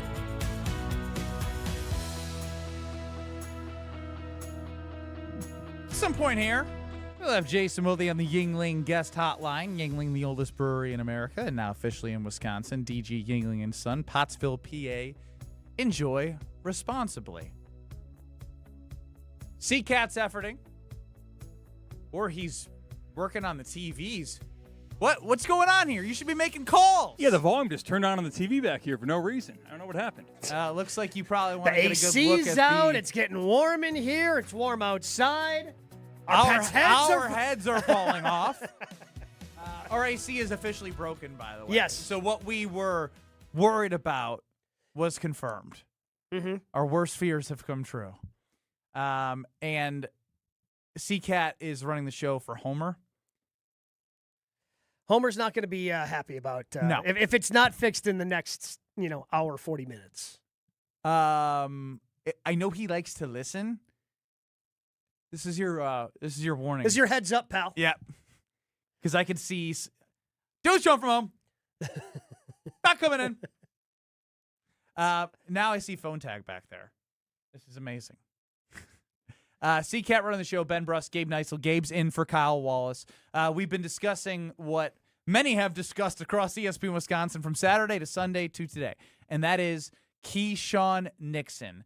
The idea of this player in this story of the undrafted free agent who came in here and became an all-pro as a returner, a slot corner turned outside corner, and how do you feel about him if he wants more money? And, again, just reading the comments, you get unsportsmanlike conduct penalties. You get he's only good at playing one side of the field, and he's kind of a liability. He's been cooked in moments.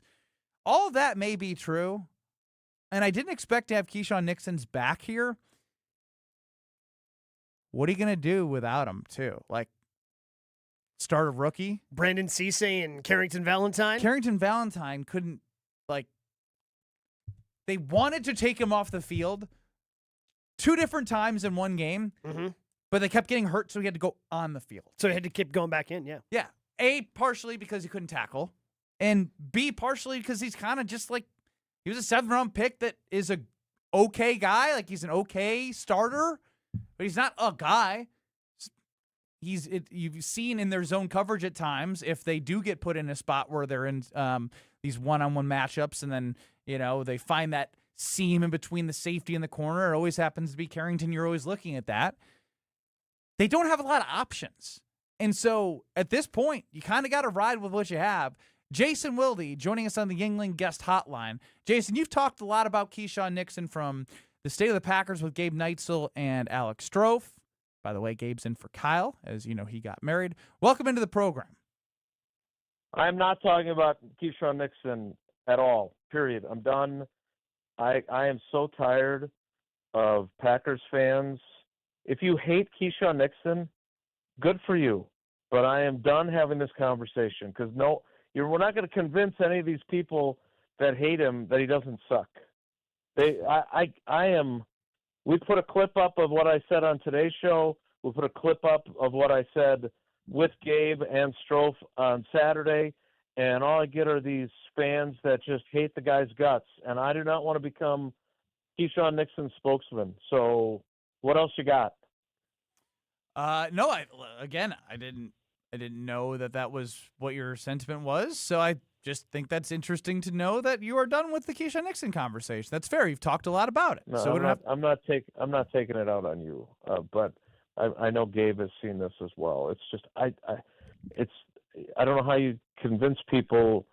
No one's comparing this guy to Deion Sanders. No one thinks unless maybe Keisean Nixon is. I don't know. The only thing that I would say is sometimes the vocal minority that you're feeling may not change their mind, but to those who don't know what you have said can form their own opinions. I'm not telling you to continue to talk about it. I just am giving you the reminder that social media, and you know this, isn't the end-all, be-all of all opinions. Yeah, but it was very negative on our show today, too, about him.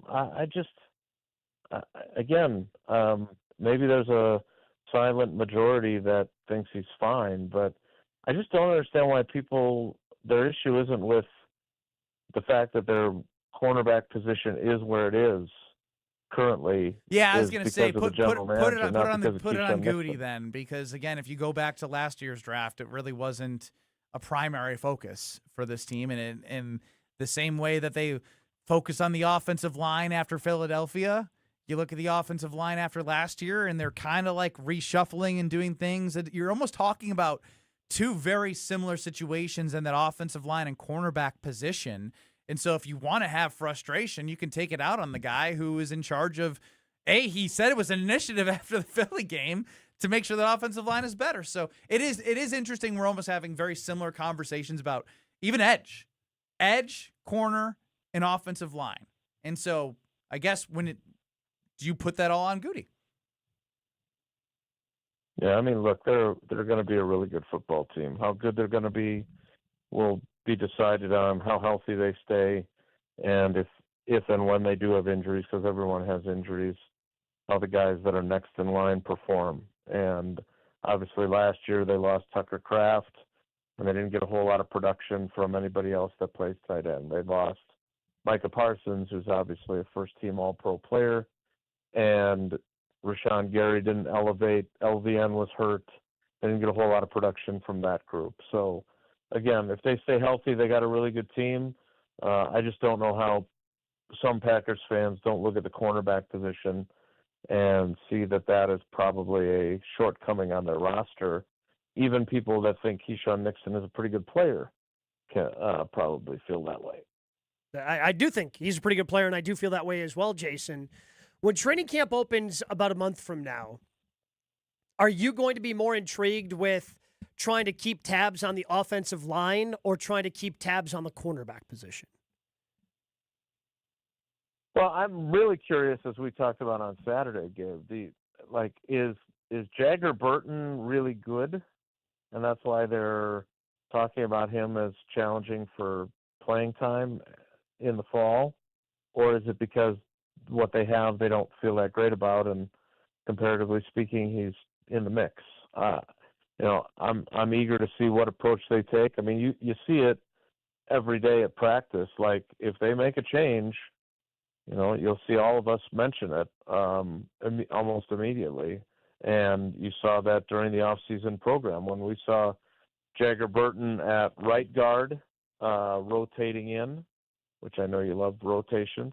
And then when we saw him at left guard for the mini camp because Aaron Banks wasn't practicing, I mean, that's a lot of work with the ones. And you can downplay the significance of hat, helmet, T-shirt, and shorts practices, but he still got that work, and the head coach is obviously excited about him. Same issue with the cornerback position, though. I mean, is Brandon Cisse, who is only 20 years old, be able to walk in and play right away? He got a little bit of work with the ones, but that's different than Jagger Burton getting the work that he did. So we'll have to wait and see how it plays out, but I'll be watching both, to answer your question. Jason Wilde joining us here on Kyle and Brust with Gabe Neitzel for Kyle on the Yingling guest hotline. Jason, I feel like it's not that Jordan Love flies under the radar because there's been so many different rankings that come about quarterbacks, this, that, and the other thing. Just more specific to him, as you've covered him, what is the main thing you're looking to see from him as he runs the offense, which is going to be super important while Micah Parsons is out? Is there anything from a consistent standpoint you want to see from him while Micah's out? Well, I think the first of all, the thing that he talked about that he has to be more consistent with, and what he said was his goal for this offseason, was his footwork. And I think we all enjoy his fall away jumper style throws, right? It's impressive how he does that. But in general, he was asked during the minicamp, what's the biggest thing that he's working on, the one thing he's working on the most, and his quote was, my biggest thing that I've noticed since I got back is just my feet in the pocket, trying to be as smooth and consistent as possible when I go through my reads, not getting antsy, not getting to that point where you're trying to move through the pocket too fast, just staying calm, staying relaxed, move through my reads. If I've got to move around the pocket, keeping those movements pretty tight and not kind of running into where guys might be peeling off and be able to hit you. I don't know about you, but I kind of feel like that's one of his stronger points, is his ability to move within the pocket. So if that's what he's focused on working on this offseason, that's probably a pretty good sign, because I think he's pretty good at it already. So how much does that also fall onto the new quarterback coach, who is a former quarterback coach for the Green Bay Packers, and Luke Getsy? And how much does Jordan Love and these things that he wants to work on, how much do those get affected by they've had some turnover at the quarterback coach position? They went from Tom Clements, who then retired, and then Sean Mannion becomes the guy, and Sean Mannion gets the opportunity to move on, so they go in and make Luke Getsy the quarterback coach. How much of a factor is that on Jordan as he continues to try to take those next steps? Yeah, I don't want to downplay the importance of the quarterback's coach, and especially early in Jordan's development. I mean, the fact that year 2 and year 3 behind Rodgers, he got to have Tom Clements, who is just, he's one of the GOATs when it comes to working on fundamentals. I mean, remember, he was on McCarthy's first staff, so he took over Rodgers in 2006, and as great of a player as Rodgers is, and as much natural talent as he has, I mean, they did have to work on him, lowering his ball carriage from up by the ear hole, like Jeff Tedford wanted them to at Cal, to changing his footwork and marrying up his footwork with his reads. And that was a process, and so I think Jordan benefited from that. I'm not saying he's beyond coaching now, because nobody is, obviously, but I think especially having Luke, who knows him and who has experience with him, but also coached him at an earlier point in his career versus now. I think that's going to be valuable. I just, so he'll have had 3 quarterbacks coaches in 3 years. In some situations, you'd be a little worried about that, but I think we all know that the primary quarterbacks coach is still Matt LaFleur, and I think that he's trying to be in that room a little bit less, and maybe this year is the first year where he can be in that room a little bit less, because he's also got a guy in Tyrod Taylor as the backup, who's basically another coach. But it'll be interesting to see, what Love does to elevate, and how Luke Getsy can help him do so. Well, Jason, we do appreciate the time, and I'm glad you and CCAT were able to connect, as he's still learning the ways back there. Just to be clear, this was 0% CCAT's issue. This was I am a believer in the. I'm sure you guys are young. Well, Gabe, you're not as young as you used to be, but you guys are largely young and cool, and you have the AirPods. I still like the corded headphones, because I'm an old person, and apparently there's a short in the one that I use to talk to you guys every day. So every time he called, I was talking to him, and he couldn't hear a word I was saying. Wait, so you Nothing like untangling headphones for no reason. Well, no, just because I guess the last time I had the wired headphones for my iPhone, it was a different charging port. The charging port's like wider now than Correct. what it used to be. It's more universal. So Yeah, no, they've got the USB cords. You can still get Apple ones. The problem, of course, is as I examine this further, it would appear that a cat may have chewed through those cords. So that might have something to do with it. When you have a zoo at home, you never know what's going to happen. Yeah, hard to believe. Yeah. You know, because this is not a pet-friendly home at all. We don't have any pets, as far as you know. As far as the government in Brown County and Green Bay are concerned, there are very few cats in that house. Exactly. Certainly no more than the legal limit.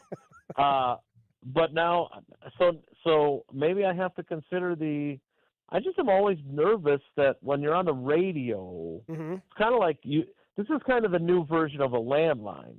Like now, it used to be I would always try to find a landline because I didn't want to drop the call. Now nobody uses a landline anymore, but I still use the corded headphones because I don't want the batteries to run out on the AirPods or whatever else. But apparently, if your cats chew a hole through your corded headphones, those don't do you any good. But I just want to make sure no one is blaming CCAT. This is 100% different on me cat, not our and CCAT. Probably Sullivan.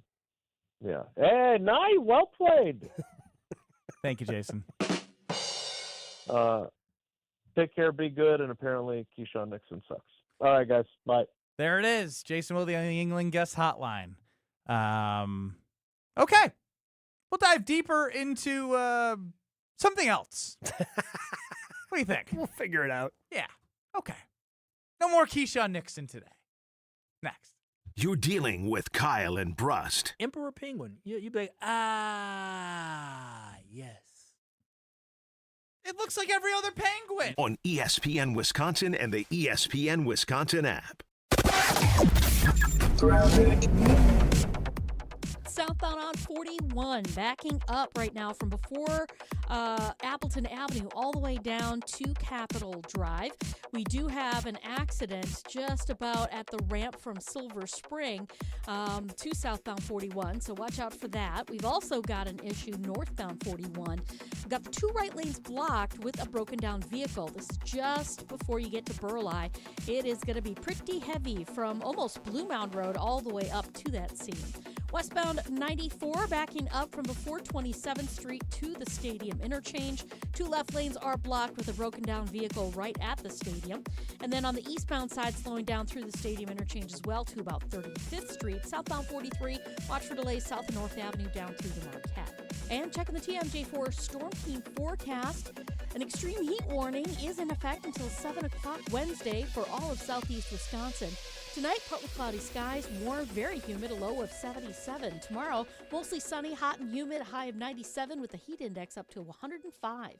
From the WTMJ Traffic Center, I'm Debbie Lazaga on 94.5 ESPN.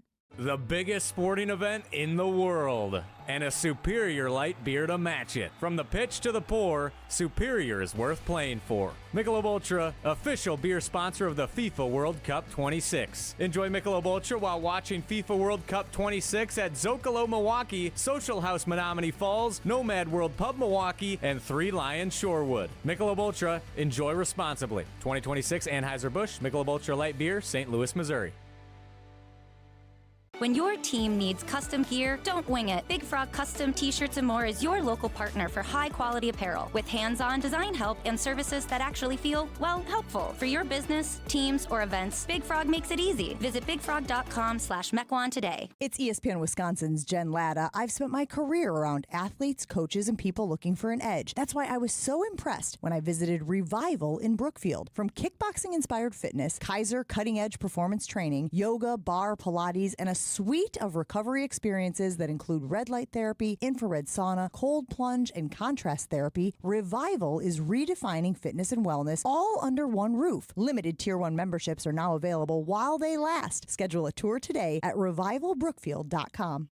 $998 buys you a magnificent diamond solitaire engagement ring at Kessler's. A solid gold mounting shows off a big, beautiful diamond, 3/4 of a carat. Glitter, twinkle, sparkle. This is the definitive diamond solitaire engagement ring. You can choose a round diamond, radiant, marquise, or oval. 3/4 of a carat. Any shape you want. Any color of gold you want. A 1-carat solitaire is just $1,498. Ask to see the Evermore engagement rings at Kessler's. You're going to be ecstatic about the color, clarity, and cut of your diamond. Evermore. Each of these diamonds was lovingly created in the heart of a miniature star. Your diamond will remain. Evermore. Your diamond was born about the time you fell in love. You will be in love. Evermore. Your diamond has been waiting patiently for you to see it, love it, and choose it. Don't keep it waiting. Come to Kessler's. To find the Kessler's nearest you, visit KesslersDiamonds.com. When you work smart, incredible things can happen. By joining Smart 18, the union for Wisconsin sheet metal workers, you'll open the door to a brighter future. You'll learn and earn more. Enjoy awesome benefits across the board. Build a great career and feel empowered and supported every step of the way. The smartest career decision you'll ever make starts with Smart 18. Find out more today at smart18info.com. Do you worry about how much someone drinks? Do you feel neglected or unloved? If you answered yes to any of these questions, you are not alone. Al-Anon and Alateen can help. Call 1-866-200-0223 or visit alanon.org/help. Let the good times roll. Kyle and Brust are back on ESPN Wisconsin and the ESPN Wisconsin app.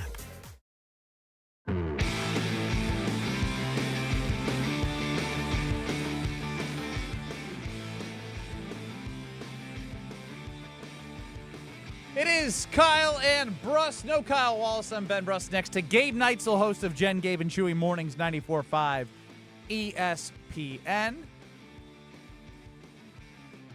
800-990-3776 is the Carbless Talking text line, where the comments are very much focused on Keisean Nixon. But I said, we're going to move on from Keisean Nixon. Because anytime you get a nice piece of audio from the Brewers radio network, you absolutely got to play it. And deals. And a fly ball to deep right center. It is way back. And going to be gone. Garrett Mitchell. A 2-run blast, and the Brewers have the lead.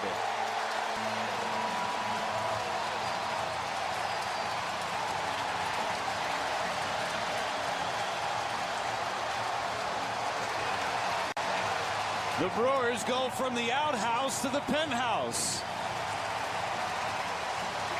Garrett Mitchell's 6th home run of the season. And another pitching change from Craig Counsell that goes down the toilet. It was such a genuine moment. And then, bam! I heard this live. You did? So I was at the game. I was watching the game on Apple TV, and they've got the option where you can listen to the home broadcast. Radio, the radio broadcast. So, if you were a Cubs fan, because there's no TV broadcast, so if you want to hear your local feel, you go to it. So that's what I did, because I knew, with this game being on national TV, I know our guy Jeff's going to be doing the call, so listen, because you never know where BA is. BA ended up doing the rest of the series because he was around, so Jeff was on radio. I couldn't believe it when I heard it. How could you? I mean, there's still some even if Jeff had a good relationship with Craig Counsell. He's employed by the Brewers. Well, yeah, but I did not expect Jeff to dunk on Craig like that. Well, again, even though the Cubs took 2 of 3 from the Brewers, it was evident that Craig Counsell was a little bit more demonstrative than I've ever seen in a long time managing a ball club. Is he? I guess I don't know, because I don't watch enough Cubs games on a regular basis. If he's been that demonstrative all year. Couldn't tell you. If he's just kind of feeling the pressure, or if because the Brewers have just had the Cubs number from beating the Cubs, winning the division, winning the divisional series last year, after he decided, no, I can't win up there. They can't win. I'm going to go down and get more money, be able to go to a place, spend more money, and have more success in Chicago. I'm usually it's one or the other when we do this, but this is very easily a little bit of both. A little bit of both? A little bit of both. You get paid a handsome sum to win in a big market with a double the payroll of the team that has beat you in the NL Central and, as you mentioned, in the divisional series last year. Yeah, it's double whammy. This is the team. I mean, we know the emotions. It's just finally coming out. I mean, he tried acting like a robot still, but it's good. I'm actually proud of him. He's showing that there's something inside of there. It's not just ums and ums and ums. Because when he was the manager of the Brewers, I would just describe him as stoic. Just somebody that's just standing there, absorbing the information. No matter what happened, I don't think we've seen what we've seen from him as the Cubs manager when he was the manager of the Brewers. No, I never saw that kind of emotion. I don't think I saw his hands leave his sweatshirt pockets in 7 years. Ever. Walking out to the mound, he would take his hand out to get the ball, and then he'd put the ball back in his sweatshirt pockets because he was so stoic, as you said. We've seen the meme of him grabbing the phone when William Contreras has hit the home run. Yep. But that wasn't like a face. It was just like, all right, whatever, I got to do this. Yep. Now we're getting like, as you've described to me, the hands in the head where it looks like the hair was maybe if you've seen Home Alone 2, he touches. Yeah, he's got electrocuted, man. Touches the faucets, and then you see that. I mean, Gary Sanchez hit a bomb early in that game, and for reasons of leaving a lefty in there against Gary Sanchez, he goes yard at like 111 exit velo. He's upset about that, but in a demonstrative way. So yes, if we're going to sit here and act like eventually that the money he's being paid, the pressure that there is in a bigger market, with I would say just as important, the factors of turning against the franchise you played for, coached or managed for, and grew up in the area, yeah, it would take an actual robot to eventually never break and not show emotion. But he broke, so he's at least showing there's a human being inside there that is feeling the pressure of all of the elements around him. Yeah, I think it's all just kind of adding up right now. And, oh, by the way, you still won that game. You're still 5.5 games back. The Brewers are still in command. 7.5 would have felt a little better. 7.5 certainly would have felt a lot better. I'd have been a fan of that, but just go out there. But again, 50-31. At this point, I'm not punching down. I'm looking at what the Brewers are doing. Yeah. And that's more important to me than the way the series ended yesterday with the double play and a hard hit ball and the 10th inning and the runners in scoring position. You can complain about whatever you want to complain about. And you can be frustrated about the losses. I understand that it wasn't fun. But they are 50-31 at the midway point of the season. And this is when it gets exciting. You get to see if they're going to do anything at the deadline. Pat Murphy is, I don't know, maybe he wasn't on his managing game. Maybe the painkillers made him make some decisions where he maybe regrets. I don't know. Despite everything, they're 50-31. And the good news is, after even losing those 2 games in a row, you're still 4-2 against the Cubs this year. And the divisional games, especially against teams that you think are going to be good, similarly to the games and the limited games that you have against the Dodgers and the Braves, those games end up having a little bit more importance since tiebreakers aren't played out with a game 163. And the tiebreakers come down to how'd you do against this team in the regular season. Good point there. So, yeah, it stinks that the Brewers lost these 2 games, especially yesterday. Felt like it was ripe for the taking.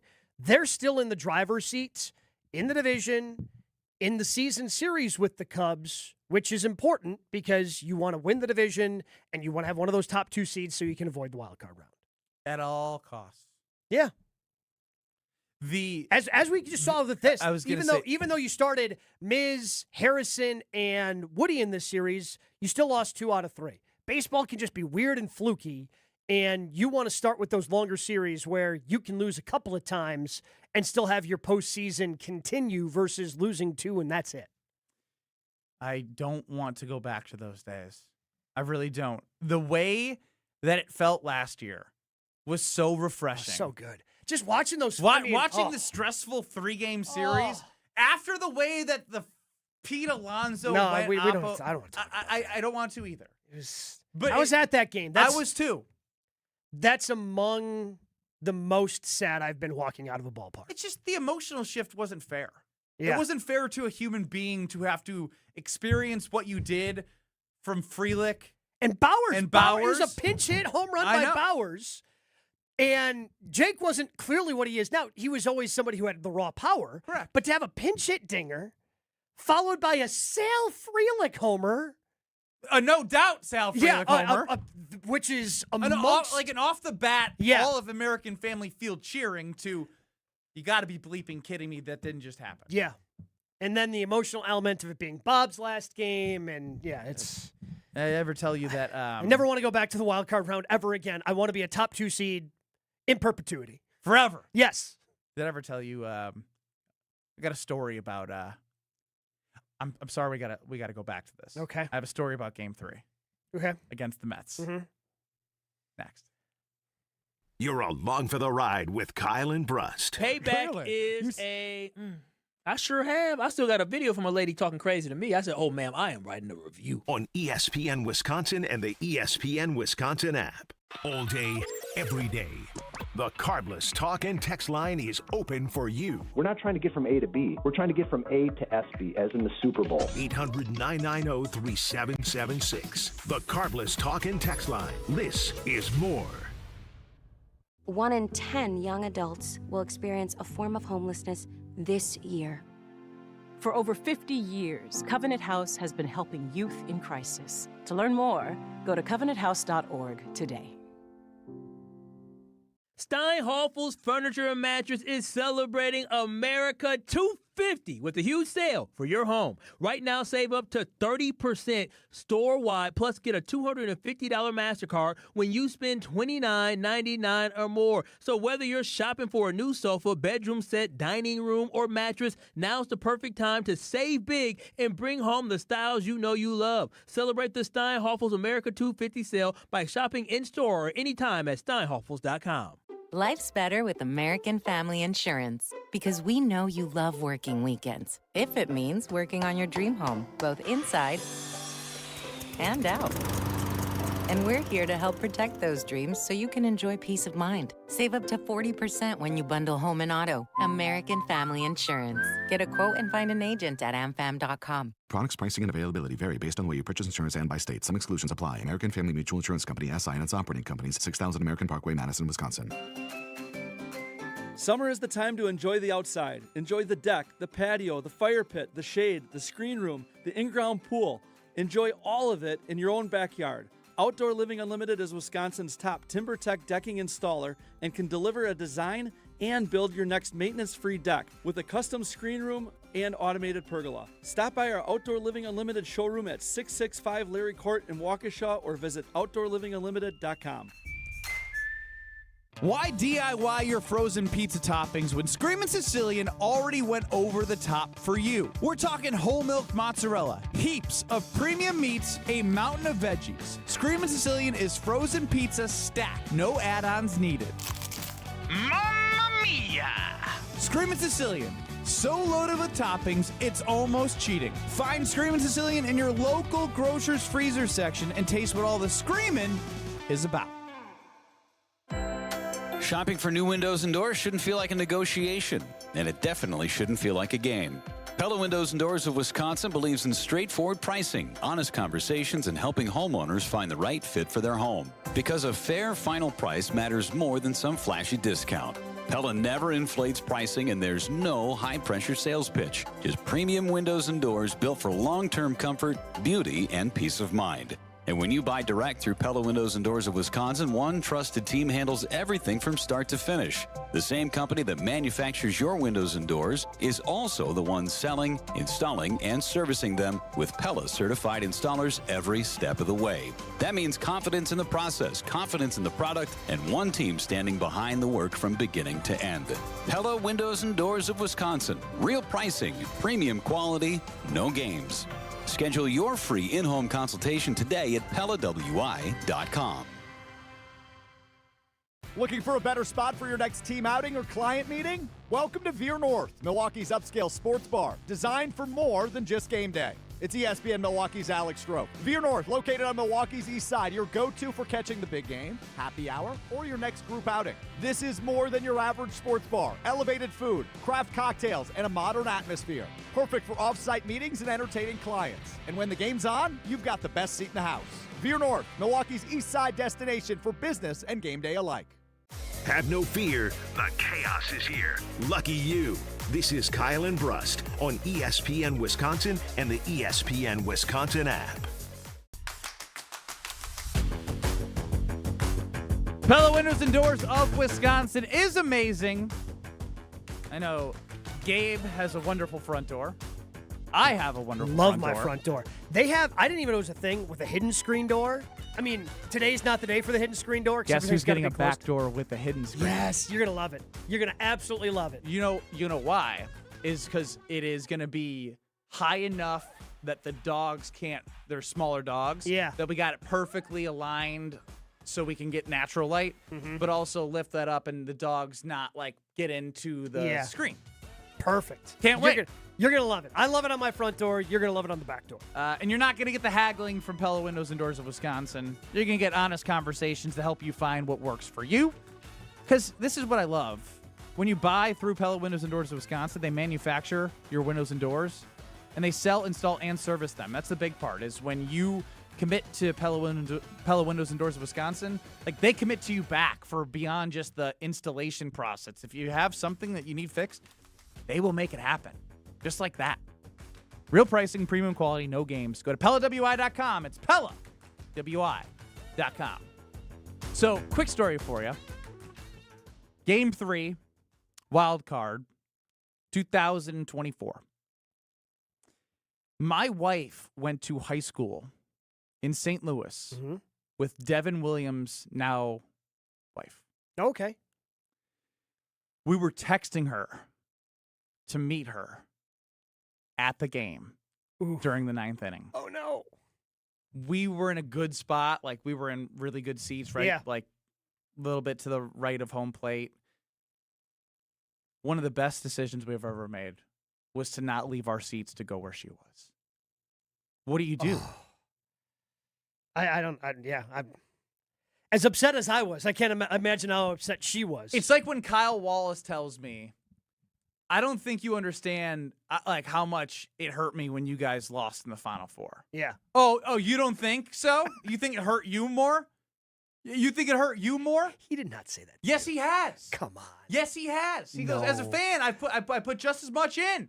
I you didn't put just as much in. No, in his brain, how much he put towards his fandom and his emotions that he feels, he thinks his emotions outweigh the emotions of somebody who experiences it. It's one of the most fascinating things I've ever heard.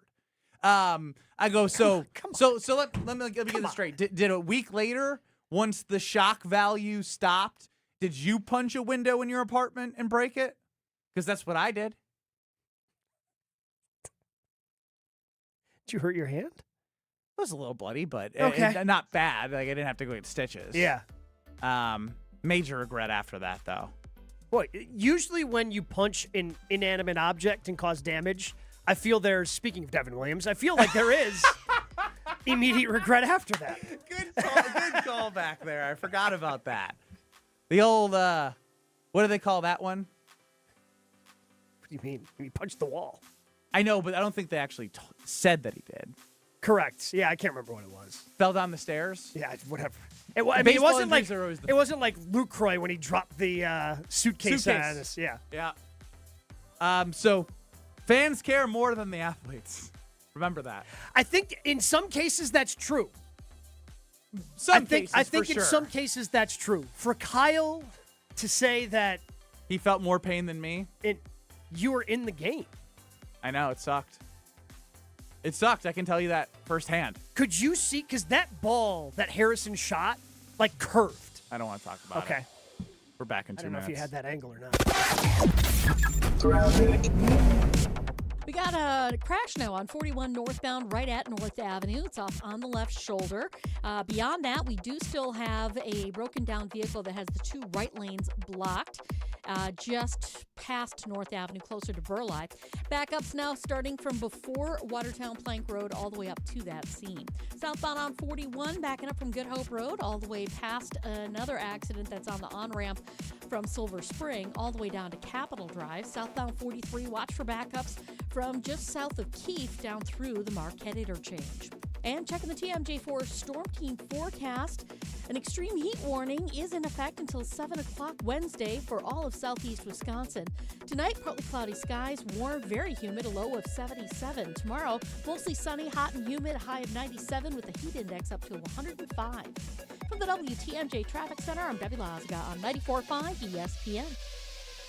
One of the most important concepts in sports is don't drop the ball. Are you dropping the ball with your estate plan? When was it last updated? Have you even done one at all? It's ESPN Wisconsin's Jason Wilde for Walney Legal Group. There's a lot at stake for you and your family when it comes to wills, trusts, probate, and elder planning. At Walney Legal, that's all they do. Tailored documents. No confusing legal jargon. Just thoughtful guidance. Do the blocking and tackling to protect your family. Start a conversation today at walneylegal.com. Mark Tosher here. People ask, why did I join UW Credit Union? Well, let's break it down. Convenient local branches, easy to use mobile banking app, rewards checking with early payday, and that beautiful Bucky debit card. Also, they've been serving Wisconsin since 1931, which means they have local expertise that's actually local. So stop by a branch or visit uwcu.org to join today and become a UW Credit Union member like I did. Federally insured by NCUA. Terms and conditions apply. This is Bryan Bulaga. You're listening to 94.5 ESPN. 94.5 ESPN is WKTI and WKTI HD Milwaukee, a locally owned Good Karma brand station. Broadcasting live from the Gruber Law Office's One Call That's All studio at the Avenue in downtown Milwaukee. This is Kyle and Brust on 94.5 ESPN, the ESPN Wisconsin app, and ESPN Milwaukee on YouTube. The 414 Hour is brought to you by Siding Unlimited, the 5-time winner of the National Pella Platinum Premium Certified Contractor of the Year. Looking for new windows and doors? Visit them at sidingunlimited.com.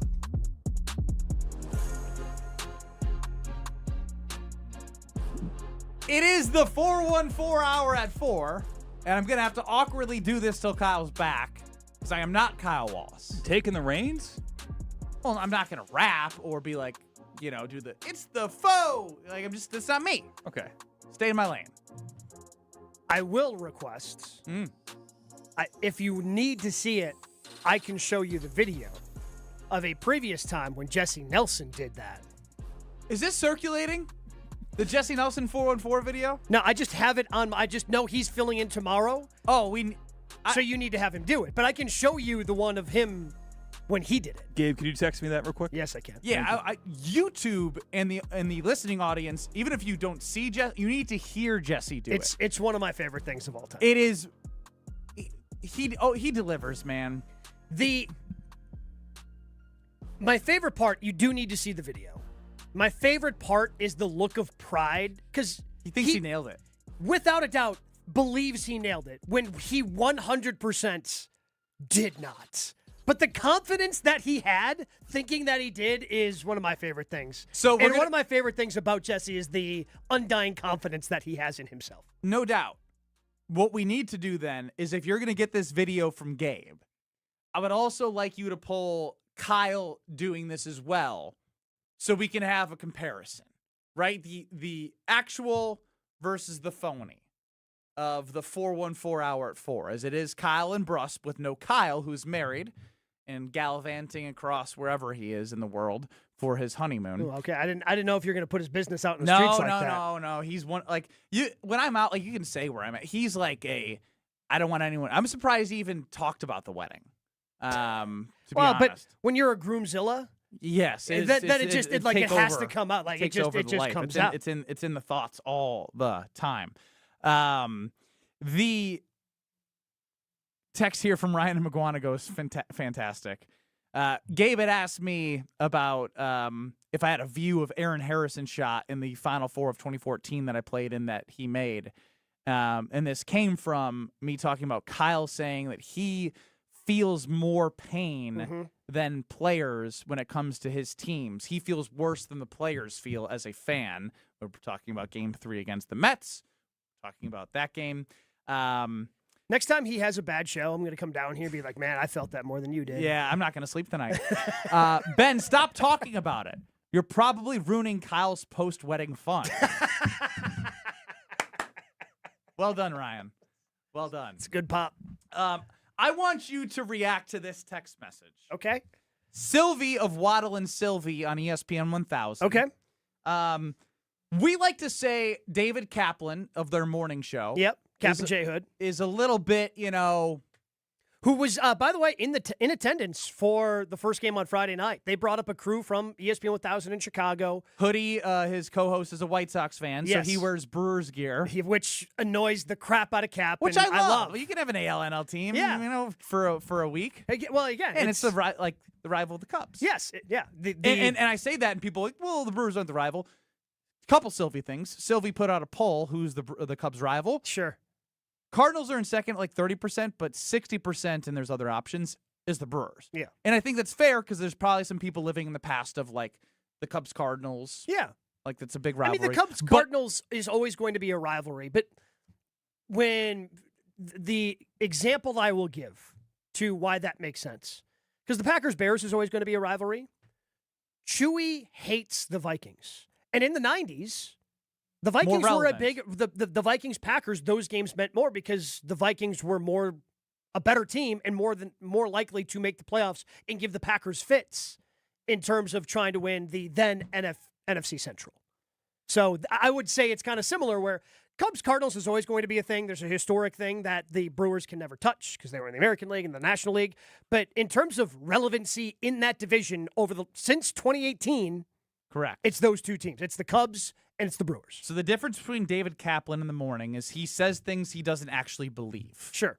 Sylvie, I think, has a good head on his shoulder. Mm-hmm. We were texting about, baseball a month ago, and he's like, this is when the Cubs Cubs were above the Brewers. He's like, I'm never counting out the Brewers. Right? So, like, he has a brain. Smart. He proved that as there's illusion south of the border, and maybe in Kenosha area, because there's a lot of Cubs fans there too, that he's got a brain.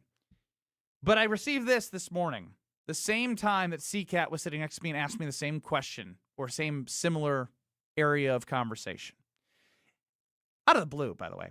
Extremely embarrassing how much the Brewers has given Milwaukee and beaten the Cubs every year, yet it's still a road game at American Family Field.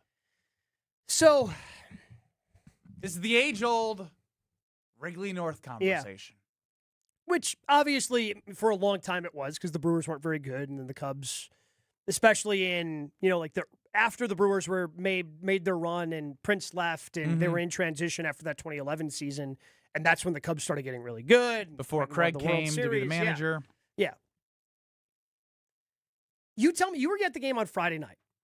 Watching the game on Friday, it did not seem like it was heavy Cubs. In fact, it kind of seemed like it was the playoff series where it was 80-20 Brewers on Friday night. That is exactly how I felt. Okay. Because I was there Friday, and it was, I would probably say 70-30. Okay. Playoffs was 80-20. I would even go as far as 85-15, if I'm being honest. Yeah.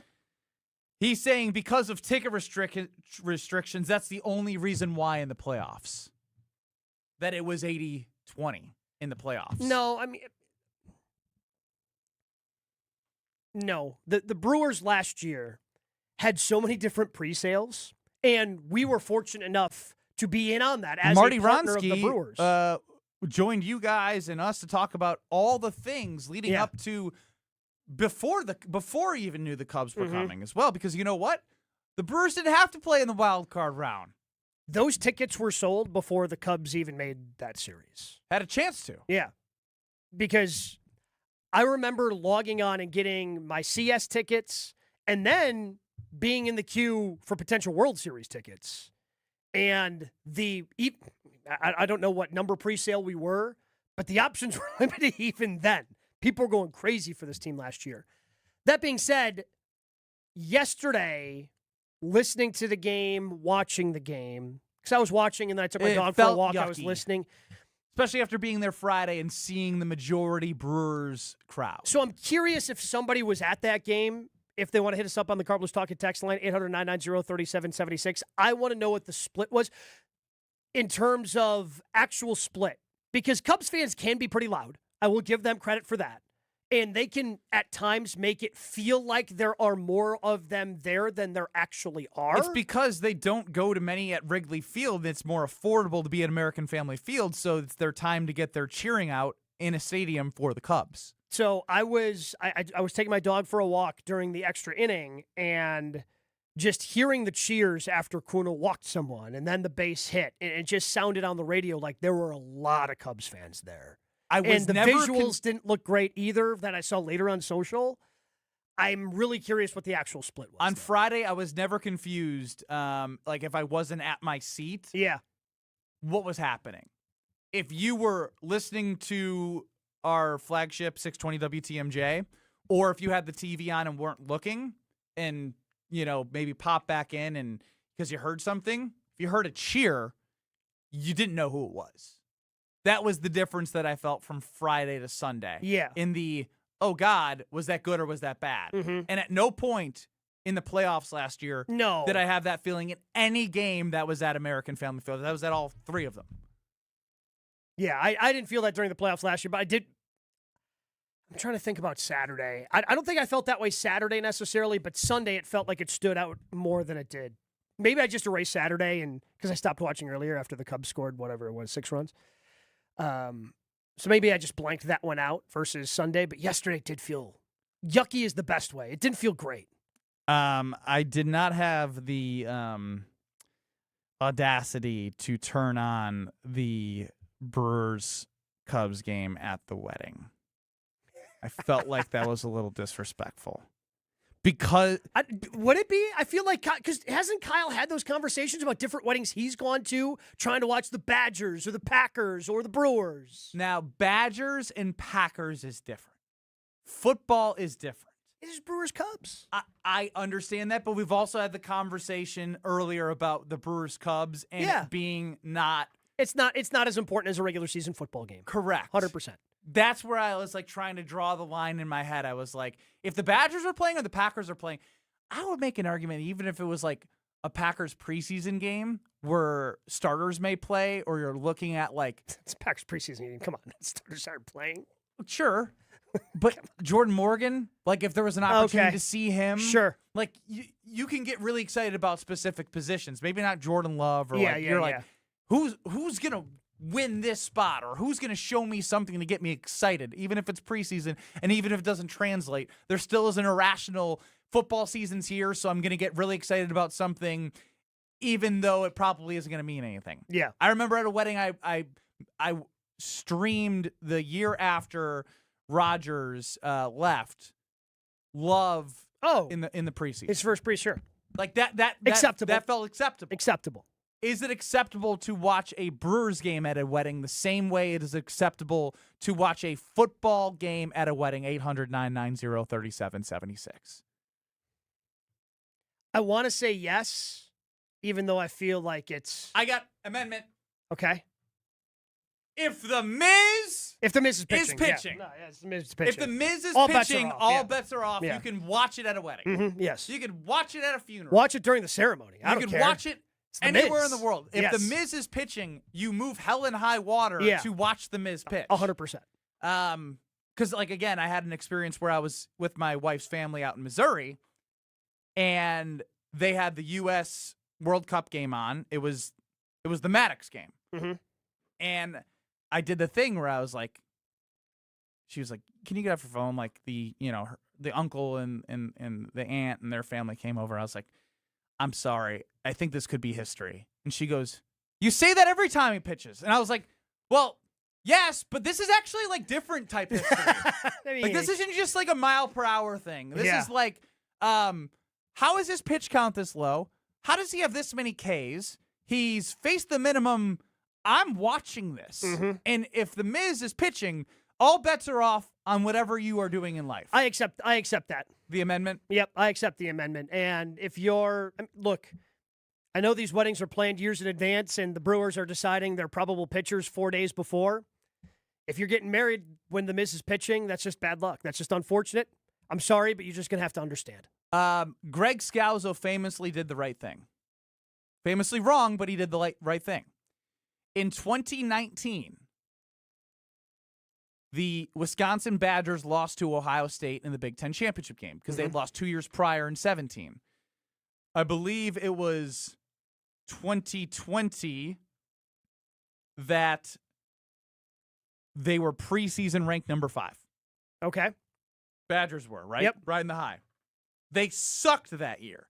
But in the first game was really good. In the chance that the Badgers played in a national championship game, Greg Scalzo had his wedding the week after the national championship game in January, just in case. That's planning ahead. That is a pro move. That is planning ahead. Man, and that Scalzo wedding was tough to get to. I don't remember. You don't recall? It was a huge snowstorm. Oh yeah. Like if he was going with the I remember the Kyle Wallace, we're locking the doors, a lot of people would have been locked out. I believe the wind was so heavy that his dad got hit by a door in the head in downtown Chicago. It was. I mean, once we got there, it was fantastic, but it was tough sledding. It was tough sledding to get down to that wedding. It's what happens when you get married in January in Chicago. Levi and Stevens Point, you want to talk about the Brewers during a wedding? Yeah, I do, and I apologize for my bad voice. I've been having a bad cold the last couple of days. Oof. Go outside. You'll get warmer. Well, it's hot up here in Point too, but I remember one time when I went to Jesse Nelson's wedding, he was looking at his little baby phone when the Bucks were playing the Nets on his wedding day. I can remember that part. Like, I didn't watch the game because I was at his wedding. So you might bring that up to him tomorrow, Benny, when he's on the show tomorrow. So at his own wedding, he was watching Bucks Nets. Yes, you could ask him that tomorrow on the show. Well, this explains a lot. I mean, if it was Game 7, I get it. Yeah, toe on the line game. Yeah. If it was Game 7, Bucks Nets, I get it. If it was Game 2, where they lost by 30, yeah, I don't get it. Well, I mean, if it was like tip off, I mean, it's one you turn off pretty quick. No, it's your wedding. What do you know? No. Look, I've made some pretty good rules around my house of like when sports are on. Like, there's just things I'm gonna have to watch. Yeah.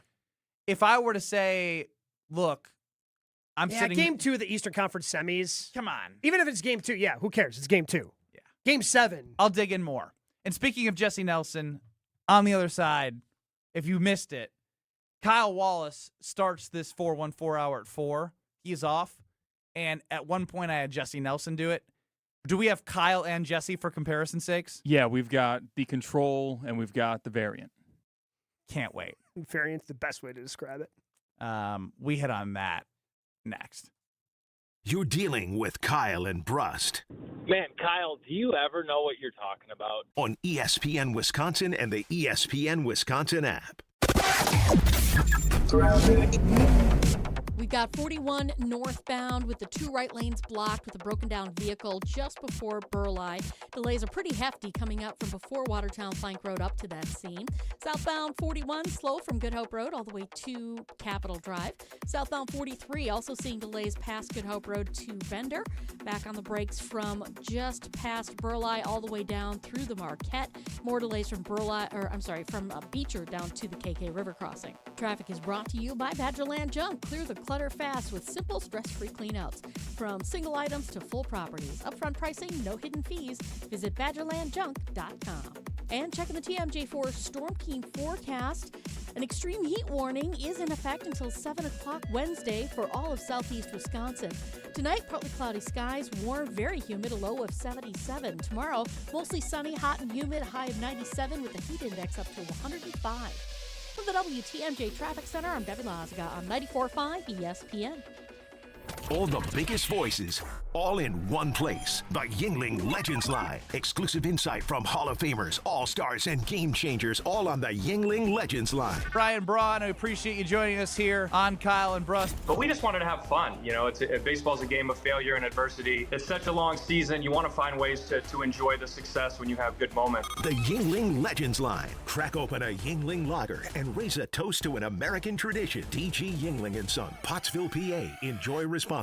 This is Aaron Brown, owner of Siding Unlimited, letting you know that Siding Unlimited installs Pella windows and doors. That's right, Siding Unlimited installs windows, and we do it really well, earning the prestigious Pella Platinum Premier National Certified Contractor of the Year award 5 times. New windows, our expert team will deliver on a smooth, hassle-free installation, making you feel proud of calling Siding Unlimited for your window project. What's the next step? Call 262-567-4513 or go to sidingunlimited.com. An ESPN Radio Extra Point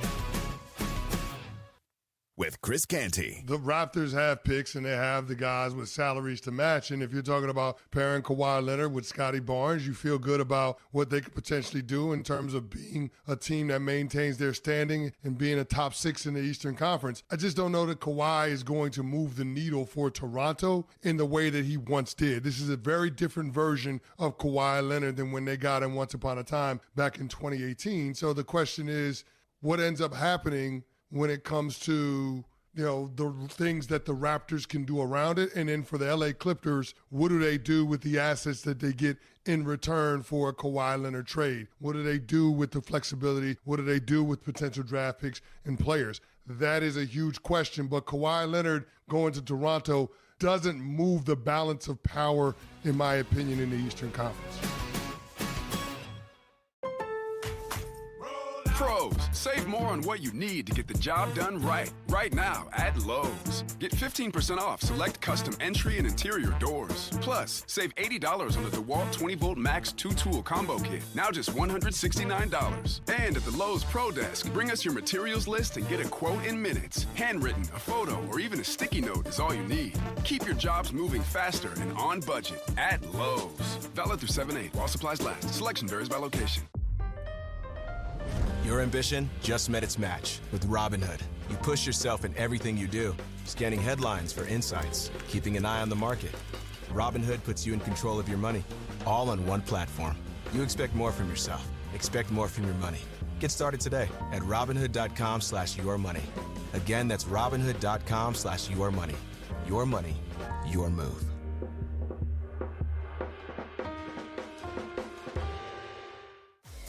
Watch your step. You're with Kyle and Brust on ESPN Wisconsin and the ESPN Wisconsin app.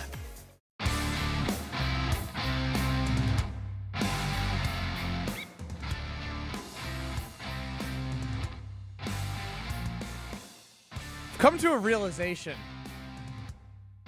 Doing a show with Gabe Neitzel, which we've done before, my blood pressure doesn't rise as much as it does when I'm working with Kyle. So thank you. You're welcome, I guess. I don't know. You just don't say as many stupid things. I try to avoid saying stupid things. Doesn't mean it's not going to happen. I say more stupid things than you, but you don't then push me to a point of anger. Okay. He does. And he says a lot more stupid things than I do, and then I push myself to a point of anger because he just gets stupider than I do when I'm stupid.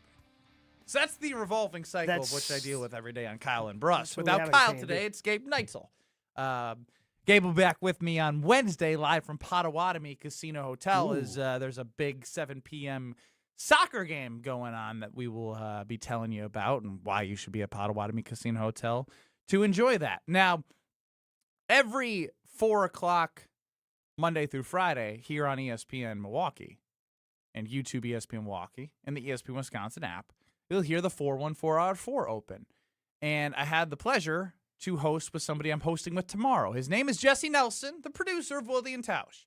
He gave it a go at doing Kyle's faux hour at faux on K&B. This is the Jesse Nelson attempt. It's the 414 hour at 4. on KBN. What was that? Is that the Boston accent? He sat back down after he did it like he won he nailed it. A Marconi. No doubt. No notes. Better than Kyle could even do it. Give me a Kyle, and then I need Jesse right after. It's the 4-1-4 hour at 4 on KMB. That just flows. It's the 4-1-4 hour at 4 on KBN. It's the 4-1-4 hour at 4 on KMB. Like it just flows. Yep. It flows. It has a rhythm to it. It has a purpose. Listening to it back to back, and I know this is not the case because obviously there's a lot of confidence in Jesse, the way that you also described him if you're not watching on YouTube, though he just like sits down and thinks he just nailed it. But it almost feels like he's panicking. Do I give him a redo tomorrow? I mean, it can't get worse than that. Are you sure? Yeah. It's Jesse. It can't get worse. I'd like to think that it's something that he thinks he can get better at, given the opportunity, that there's some regret behind the first time that he did it. So maybe he would like a little redemption. Tony and Aaron chimes in. Wow, that was awful. I grew up in Muskego, surrounded by farms, and I would be 10,000 times better than Jesse. Chef Ed chimes in with a good point. It's faux, not for. That's part of it, yes. That's a major part of it. Yeah, and he really hits the 4 at the last one. At 4! Yeah. One last time for the crowd, and then we move on to Malik Beasley.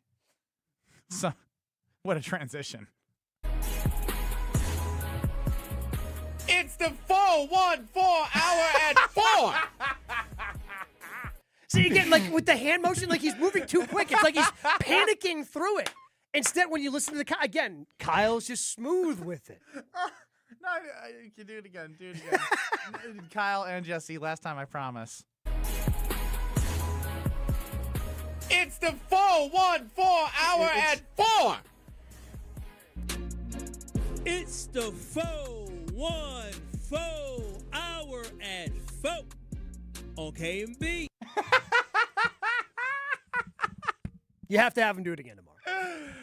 Oh, he man. has to. He has to. It is 78 degrees in here. Feels like 100 due to the humidity. I got an update on that, by the way. What's up? Nothing. No update. It's bigger than us, and we just got to deal with it. You Sick son update. of a biscuit. That was uncalled for.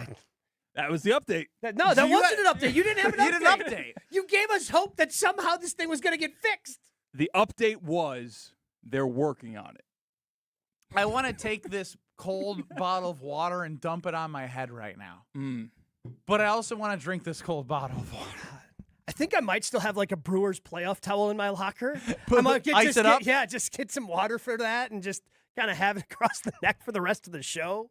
I don't know how I transitioned from Jesse and Kyle to Malik Beasley. It's going to be a little bit tough. But for those who don't know, Malik Beasley is... I guess he was indicted. He's indicted. He was indicted today on the gambling charges. And now, for the longest time, he was being investigated. The NBA was looking into allegations of him with a group of guys placing prop bets on himself. Sometimes the over, sometimes the under. Jonte Porter is another NBA player who got caught up in one of these scandals, and Jonte Porter got the lifetime ban. Like he ain't allowed back in the NBA. And it's kind of looking like that's the same way Malik Beasley is going, because the games in which we learned about today where some of these bets were placed, because Twitter is what Twitter, Twitter can be not however a great you place, want to look at it. But Twitter can also be a great place for identifying and quickly getting you the video that you need. There's some pretty damning video with some of the games that came to light with the indictment that came out today. One specifically where everyone on the Bucks stopped playing defense, but Malik Beasley thought he was guarding Michael Jordan in Game 6 in Utah. And he contested the shot. Yep. Got a rebound. Bucks-Clippers game, and that rebound got him the over. And they bet, apparently, a bunch of money on the over. You have the text? I have the Snapchat. Oh. Because he said, we can't text about this. We have to Snapchat about it. Like, Snapchat just disappears, and it just disappears from the cloud. Yeah. That's not how it works. Nope. Oh, my gosh. He got one rebound with 1.1 second left, fam. No way he pushed Connaughton out of the way. LMAO. This is also me reading this is really funny. I feel a little Jesse Nelson-y. Show me, dog. Damn, I closed my laptop. I'll try to find it. Ed wants to see it. Is that the Ed Davis part of this? Yeah, so Ed Davis was also involved and was also indicted today along with Malik Beasley. Contested it and got the board, LOL. Bruh. Fam, we were 1.1 secs away, SECS, yes, for the record, yep, from being down thousands, LOL. It's funny now, huh? What's funny is he got the board and had a big sigh of relief. And you can see him grab the rebound and stuff his body into the ball and put his head down like he secured the game-winning rebound of an NBA championship. And apparently, as a part of this, Malik had lost a bunch of money to Ed Davis. And as a part of the entire scandal, he was working off some of the debt that he had. So this is why I think there was such a sigh of relief when he grabbed that rebound in that specific game. But I think the first game in which he was accused of kind of going under some of his stats, I think he had 3 points and 4 turnovers in the first game that was mentioned here. It does if you not want to look find good the for videos, Malik. it's easy to find. Yeah, especially now. So why this is so topical to me as well is I saw an MLB PA proposal about wanting to eliminate prop bets. Yeah. My stance on this is, do you not have enough evidence just to not do it? Like, these are adults. These are professionals.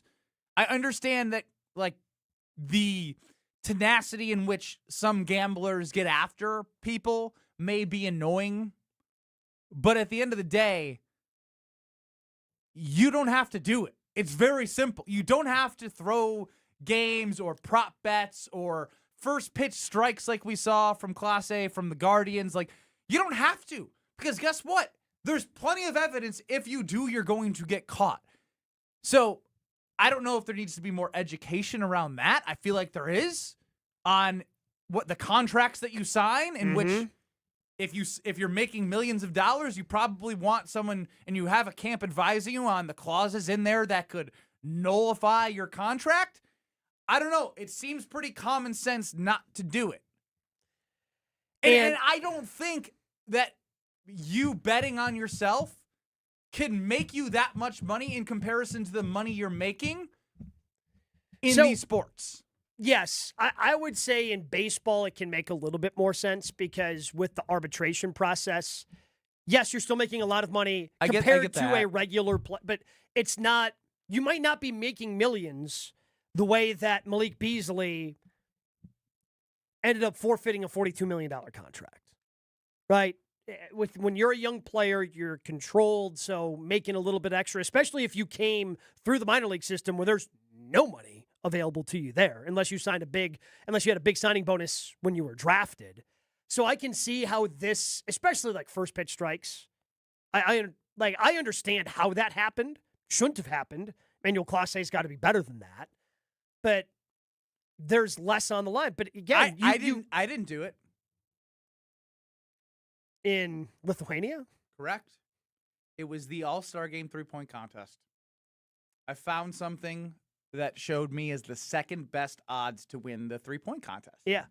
And I wanted to Pete Rose it so bad. You just want to bet on yourself? I've never wanted to bet on myself more in my life. Thank God I didn't. You didn't win? I didn't win, and I didn't want to be stuck in a country for the rest of my life for something stupid. That, like, again, and I obviously talk about Potawatomi Casino Hotel here. I do enjoy gambling, but, like, there has to, again, there is an addictive side of this as well.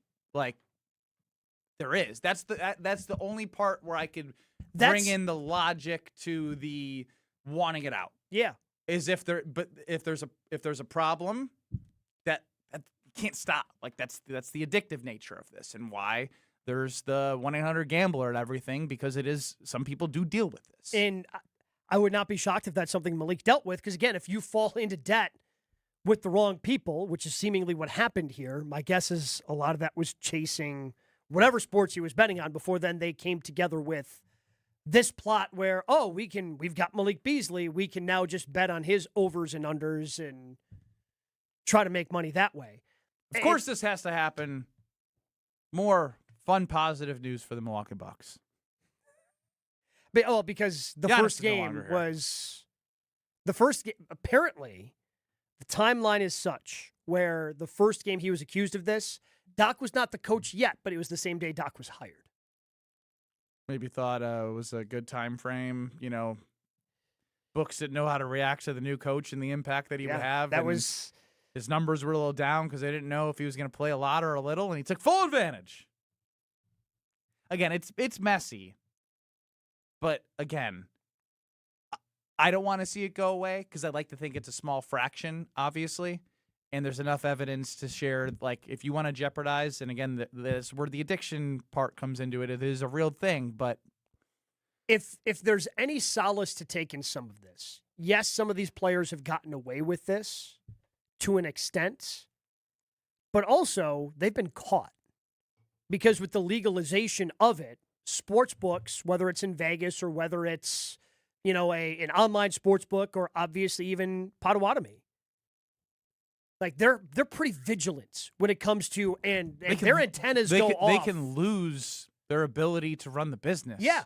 If they're at fault of missing something. And their antennas go up when there's abnormalities. Of course, and it shows. Like a bunch of money coming in on a Malik Beasley over or under rebounds. That pops up and says unusual activity, and they look at it. Mm-hmm. And it's like they're going to dive deeper into who and why. And that's what triggers a lot of these investigations, whether it's in the NFL, whether it's in Major League Baseball, whether it's in the NBA. So if there's any solace to take, and if you're wondering as a fan, man, are these contests what I'm watching? Is this being compromised in any way? I think the way that sportsbooks have been able to identify this and act relatively quick on it, I think that's a good thing. Phil and Cedarburg, you're on the Carbless Talking text line. I was never, this whole gambling getting so crazy in sports, I always felt like it was jumping the shark. Like, it's just too much. It's pushing it away from the fans into the degenerates. Like, it's too much.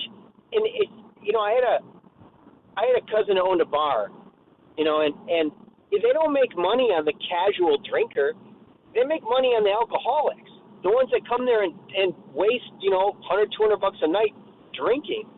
It's the same thing with gambling. They're not making money on the casual gambler. They need these addicts. They need these people that are just addicted to this and just throwing money and piles of money and money and money at this. That's how they make their money. So I like sports when it was for the fans and you're cheering for your team, not when you're cheering for, because you got this bet and that bet and this stupid bet and that bet and you're mad at the play. I can't stand it, to be honest. I hate it. You can come join me at Potawatomi Casino Hotel and enjoy the 2,000 square foot video. I'll show you how to have fun and enjoy it and not get mad about it. Yeah. You don't have to get mad at somebody because they didn't hit a home run or didn't have enough rushing yards to hit the prop total, right? You can be a normal human being about it.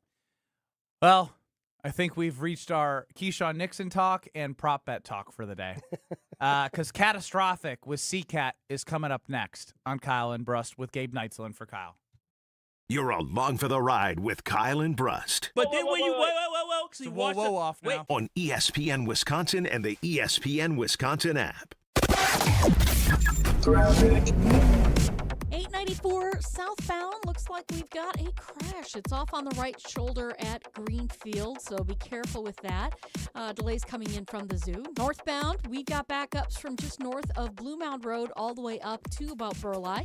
Southbound slow from Appleton Avenue down past Capitol Drive. Westbound 94, you got backups from 35th Street to Hawley Road. On the eastbound side, we got one pocket of heavy traffic from 164 to Highway F, and then again from Hawley Road all the way past 35th. Buying a home? Apply for a stress-free mortgage from Great Midwest Bank and experience your state of banquility. Visit greatmidwestbank.com, your equal housing lender. And checking the TMJ4 Storm Team forecast. An extreme heat warning is in effect until 7 o'clock Wednesday for all of southeast Wisconsin. Tonight, partly cloudy skies, warm, very humid, a low of 77. Tomorrow, mostly sunny, hot and humid, a high of 97 with the heat index up to 105. Fireworks, live entertainment, golf, and lakeside fun await at Lake Lawn Resort in Delavan. Celebrate America's 250th birthday, June 26th through July 5th. Visit lakelawnresort.com. From the WTMJ Traffic Center, I'm Debbie Lazaga on 94.5 ESPN. Hey, better. Swing into Potawatomi Casino Hotel Milwaukee for the $300,000 Big League Series. Just play with your rewards card over 3 months to earn entries. Here's the lineup. Leading off April, on deck May, in the hole June. All monthly entries you earn will roll into drawings on Friday, June 26th, where you could win cash, free play, or one of 3 new Toyota vehicles. It's the $300,000 Big League Series, only at Potawatomi. More info online. Must be 21 and a rewards member to play. Don't think twice. Call Geis. Don't let a busted garage door get you down. Call my friends at Geis today. For 70 years, Geis has been the trusted garage door authority in Wisconsin. With brands like CHI and LiftMaster, they have doors for every budget and will even build custom designs to get your exact needs. For swift and reliable garage repair solutions, go to geisdoors.com. That's GEIS doors.com. You can also visit their amazing showroom in Brookfield, featuring hundreds of doors and openers and their custom design room. Don't think twice. Call Geis. Enjoy Wednesday Night Live, presented by Beatbox at the Bud Pavilion at State Fair Park this Wednesday with The Toys. Enjoy live music with friends and family. It all starts at 7 from the Bud Pavilion at State Fair Park this Wednesday with The Toys. Prizes, flyaways, even cash money. You want it? We've got it. Find a list of all contests and official rules by visiting ESPNWisconsinContests.com. That's ESPNWisconsinContests.com. Earth Justice is a national legal nonprofit fighting to save lives, protect our climate, and strengthen our economy through the shift to zero emissions. Visit us at earthjustice.org. Earth Justice, because the earth needs a good lawyer. As we celebrate Independence Day in 250 years of American freedom, there's never been a better time to invest in the place you call home. Maybe it's that roof you've been meaning to replace, those drafty windows you've learned to live with, or that bathroom you've wanted to update for years. Whatever project you've been putting off, Exterior Pros and Baths can help. This Independence Day, you can save up to $3,000 on your next project. Call 262-800-4274 or visit extpros.com. Exterior Pros and Baths. Done right, built to last. It all started with a small storefront and a big promise. Treat every customer just like family. For decades, local families have trusted Sendix to provide the freshest food, the warmest smiles, and a place where community comes first. From generation to generation, we have grown together. Because Sendix is more than just a grocery store. It's home. Thank you for allowing us to serve you for the past 100 years. Here's to the next 100 years. Sendix, your trusted local grocer. Station updates, show clips, and your place to interact with us every single day just by scrolling through your feed. Follow along on Twitter, Facebook, and Instagram at ESPN Milwaukee. Let the good times roll. Kyle and Brust are back on ESPN Wisconsin and the ESPN Wisconsin app.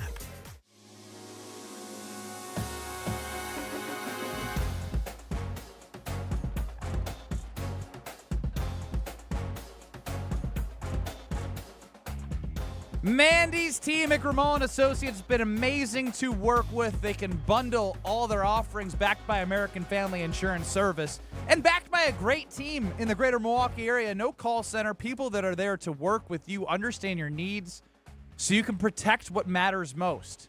And that's what it started with, a conversation about what I needed to protect my family, home, auto. There was floods at the time when I was thinking about, do I need to protect my basement with where my home's at in its lifespan? Because those are things you got to think about.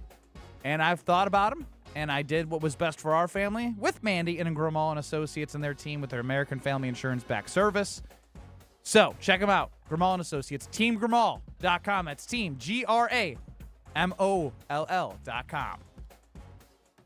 Kyle and Brust, Gabe in for Kyle. Let's hit catastrophic with C-Cat.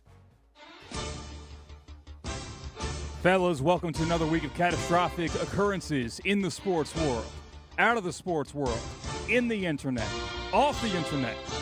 We start in the internet and we start in the sports world. We go to the Arena League, where Arkansas is on defense. The Diamonds is their name. They're taking on the Memphis Mud Dogs. Mud Dogs? The Mud Dogs. Remember when the Mud Dogs won the Bourbon Bowl? Might be Mudhounds. You don't know how much I love Waterboy. This is my favorite team now. The Mudhounds. I don't want to get them in trouble. Okay, I know you just ruined it. I could have just lied. He says it in the call, but take it away. Broadcaster, I don't know his name. Man in motion, calls to the snap. Miller comes off the edge. Pressure coming, wraps him up. And the ball comes loose. And the clock sounds. Memphis tries to throw it. They're still going. And that time the ball comes loose again. Touchdown, Arkansas. And Arkansas scores, and they're storming the field. What the hell is going on? They are storming the field in Arkansas Arena football. Pro or against this? Do whatever you want, man. It's the Arena League. I don't care. Tarps are off, by the way. Oh, I would hope so. I'm guessing a couple of beverages were consumed. I mean, I guess if you're going to an Arena League game in Arkansas in June, all bets are off. Did you know there used to be an arena team in Milwaukee? Not in Milwaukee. Yeah. Inside the Bradley Center. Is Green Bay? The Milwaukee Mustangs. When I was a kid in the 90s, they used to have an Arena Football League team. Is the Green Bay Blizzard Arena? Might be. The Arena League has changed so much. I feel like every year it's been in existence. I don't know how it still keeps going. Good for them for still being alive. Yeah, if the XFL and the AFL and the AAFL. Was it the AAFL? That's one of them, yeah. That exists. That's a thing. Professional indoor team. The Green Bay Blizzard. Are they in the Arena League or are they just in a different, Indoor football league? Yeah. How do they keep going? All right, we're in the middle of an extreme heat advisory right here in Milwaukee. In the studio. In the studio. It's getting bad. My question for you, Gabe, Ben, what were the old wives, with a V, tales that your family would tell you when it was a hot summer day and maybe, just maybe, the AC wasn't working in your house? Well, so, I didn't grow up with central air. So we had a window unit that we would put, halfway, on our stairs going upstairs. Window there was a window from, halfway. Yeah. From Happy Gilmore that would fall out the window and hit the lady. The Misa lady. Yeah. Exactly. The Misa lady? I think I just killed her. Yeah, exactly. So, yes, that's what we had in my house growing up. Now, eventually we did get central air. Mista, get me out of here. Eat that. Just leave us alone. So, yeah, we would, just going in the basement would be a lot cooler. So I would spend a lot of time in our not finished basement, but finished enough basement when I was a kid, playing down there when it was as hot as it is today. Yeah, I guess if it went out, I would just go to the basement. Yeah. It's just all you could do was go to the basement and then hope that it would kick back on before it infiltrated the basement. So no one else got the drip cold water on your veins in the bathroom? That was what I was told growing up. Drip cold water on your veins? Specifically your veins? Yeah, on your wrist veins. Are there wives' tales for this? I didn't know this is a thing. Yeah, that's why I just went the direction Good I story, because I didn't know what he wanted from us. Yeah, this is the first and I that's had why ever I went heard. really in on Happy Gilmore there, because I had nothing to add. Really? Because I had never heard any old wives' tale about when it's hot. This is the first I'm hearing of this. Maybe this is not a wives' tale. This was just a childhood tactic. I had a second floor bedroom for a lot of my childhood. Heat rises. It was hotter in the summer on the second floor. I would often sleep under my bed against the hardwood floor because that was a lot more comfortable and cool than being in my comforter. Or even on the bed, no sheets, no blanket. Nobody? I would rather go no sheets, no blanket, full everything off than lay my body on hardwood. Oh, but it felt so cool and nice. It's almost like if you've But had Stuart a long Scott night. used to say, R.I.P., even when it was hot, you could have it a little bit cool. Cool as the other side of the pillow. Fair. Laying on the hardwood, like that's what my dog does. And it felt good, though. Like, it legitimately, or like sometimes you'll go, if your bed is against the wall in the corner, you just feel your face against the actual wall. Where did you grow up? I grew up in upstate New York. They do some weird things out there. Bryan Bulaga is going to join us next. You're experiencing Kyle and Brust Hi, guys. Well, you made my day, I'll tell you. on ESPN Wisconsin and the ESPN Wisconsin app. The best source for every piece of NFL news you need to know. I would just say that right now I think all options are on the table. I think that they went through that trade thing and they talked to teams, and it's not like those talks are shut down. ESPN NFL insider Adam Schefter is on Jen, Gabe, and Chewy every Wednesday morning at 7:30. Sponsored by Island Resort and Casino, Tony Wendorf and Associates, and Smart 18 Union on 94.5 ESPN, ESPN Milwaukee on YouTube, and the ESPN Wisconsin app. No matter what business you're in, as the #1 SBA lender in Wisconsin, Summit Credit Union helps your vision take shape with loan programs, great rates, and strategic solutions. Awarded the #1 SBA lender by the Small Business Administration of Wisconsin in 2025.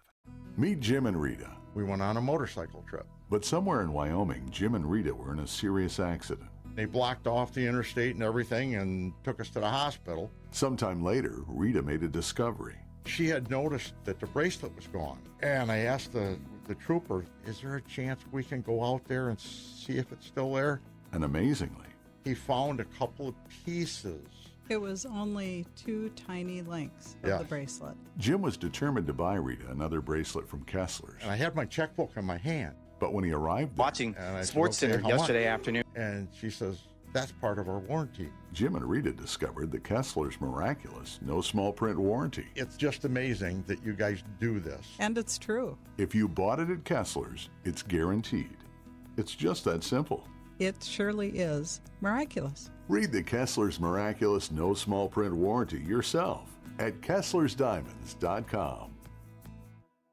The cooler's packed, the sun is shining. The only thing left to do? Citrus back and relax with Carbless. Refreshing, ready to drink, and packed with bold citrus flavor, Carbless is the ultimate upgrade for every summer adventure, from dock days to bonfire nights. No mixing, no hassle, just crack it open and enjoy the moment. This summer, trade the stress for zest. Citrus back and relax with Carbless. Carbless, find your bliss at drinkcarbless.com.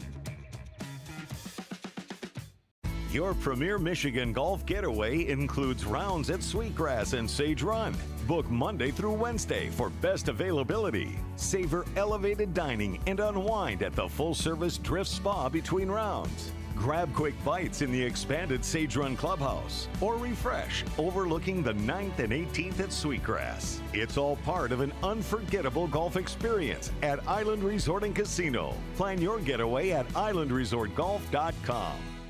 Hi, I'm attorney David Gruber. After an accident, you need a trusted winning team on your side. For more than 30 years, Gruber Law Offices has helped Wisconsin families get the results they deserve. If you've been injured, call our firm today for a free consultation. We're available 24/7. Wisconsin's own Gruber Law Offices, proud partner of your Milwaukee Brewers. One call, that's all. Clutter piling up? Take a breath. Badgerland Junk is here to help. Based in Milwaukee, they make cleanouts simple, fast, and stress-free. From single item pickups to full estate cleanouts, their team does the heavy lifting so you don't have to. Homeowners and property managers, this is your solution. Furniture, appliances, yard debris, even commercial cleanouts. They do it all with clear upfront pricing and no hidden fees. Serving Milwaukee and the entire metro area, visit BadgerlandJunk.com. Badgerland Junk, your trusted cleanout experts. Earth Justice is a national legal nonprofit defending the environment and people's health. Until justice stands for all, our lawyers will never rest. More at earthjustice.org/neverrest. Earth Justice, because the earth needs a good lawyer. Have no fear, the chaos is here. Lucky you. This is Kyle and Brust on ESPN Wisconsin and the ESPN Wisconsin app.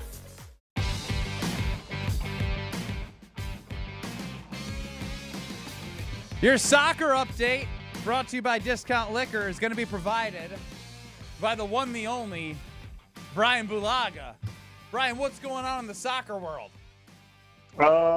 Germany, Paraguay 1-1 right now. Don't be lying. You're watching that game. Yeah, I know. Yeah, okay. Thank you. Well, but Homer thinks you're going to be distracted by There's this no game. way he's going to focus on the show. No, sure I will. Oh, okay. You're a pro. I mean, just how like when we're doing the pregame show and there's games on and the guys are watching the games in the studio while we're doing the show. I mean, guys are professionals; they can do both. Professional Bryan Bulaga. Well, so when it comes to real quick, make sure you go stock up on all your party and tailgate needs at Discount Liquor, Milwaukee and Waukesha locations. So, are you like Wednesday? Is that how? I know you're obviously going to watch. Are you going to go somewhere for the game? Are you going to host people? Like, how big is this game for you for Team USA taking on Bosnia on Wednesday? I'm not going to go anywhere to watch it because my son wants to watch it and things like that, and so we'll stay home and watch. I mean, I think it's obviously a huge game. I don't think the U.S. have ever beat a European team in the knockout phases, so they have that going against them, and that would be historic, so to speak. So it's a big game, but a game that they should be able to win. Did you, Bryan, figure out, because I heard you talking about it, I didn't hear the final agreement between you and Homer on USA getting to the quarterfinals. Was there an agreement had? 10-1 odds I'm giving him. This is the worst bet ever. I'm going to have to hedge. He tried to help me by telling me to not take U.S. over Turkey. I didn't listen there, so nah. I did tell him that. He didn't listen to me. So I got the U.S. to get to the Elite Eight. Now I think if you bet 100, you win 120 or something. Homer set the terms of the bet from a financial standpoint. He didn't even allow me to put a real wager down. He set the amount. I gave you 10-1 odds, and I'm not losing more than 100. Oh, so just $10? Yes. Man, you really control the narrative on some of these bets. If he would have said more, I'd have said no. I'd already discovered how stupid it was. But well, why do you think, Bryan, I tried to rush to get you to do this as soon as possible? Yeah, Not that I was trying to take advantage of the old guy, but I was trying to take advantage of the old guy. Yeah, I should have looked to see what the odds are. I tried to strike when the iron was hot, almost immediately on the first segment of the show. Was it hot? Okay, good. That's the least I could do is try and set you up. Yes, it was very nice. I appreciate that. How do you view Keisean Nixon? Because there's been a lot of conversation around him. Do you think he should be paid more? Do you think it's just right? What should he do? He hasn't held in. His journey's been interesting. There's just been a lot of conversation across ESPN Wisconsin. So I want the Bryan Bulaga, let's say 10,000-foot view on Keisean Nixon. Yeah, I mean, I certainly think he should be paid more than what he's paid right now. I certainly believe that. I mean, I think he's on, I don't even know how much he makes a year, to be honest with you. I think it's around $4 or $5 million. Yeah, I mean, he needs to be getting paid more than that, because even if we view him as many people view him in the organization, I guess, from a fan base standpoint as like a CB2 or whatever it may be, that's significantly more than what he's currently making right now, right? Like, so I appreciate him as a player. I think he does a lot for the defense. I think he's a solid corner. I think he's a very, emotional leader, so to speak, on that defense. Sometimes it gets him in trouble a bit, but at the same time, you need those guys, especially at the corner position. You need combative fighters at that spot, and he's certainly that. Now, what the future holds, that I have no idea which way Green Bay is going to go, because I think it all depends on how the rookie looks this year and things like that. But you look at the room right now, he's really the lead dog in there. So as long as that continues to be the case, he has a lot of leverage to, if they want to renegotiate, to say, I need to be paid like this. And that's that's going to be the interesting part to see. Well, Bryan, we appreciate it. I look forward to talking to you on Thursday and chanting USA if they get it done against Bosnia. Enjoy the Homer Hour. Absolutely. Appreciate it. Gabe Neitzel, thank you for filling in. We'll see you Wednesday. We will see you Wednesday. Coming up next is the Homer Hour with Bryan Bulaga in 2 minutes.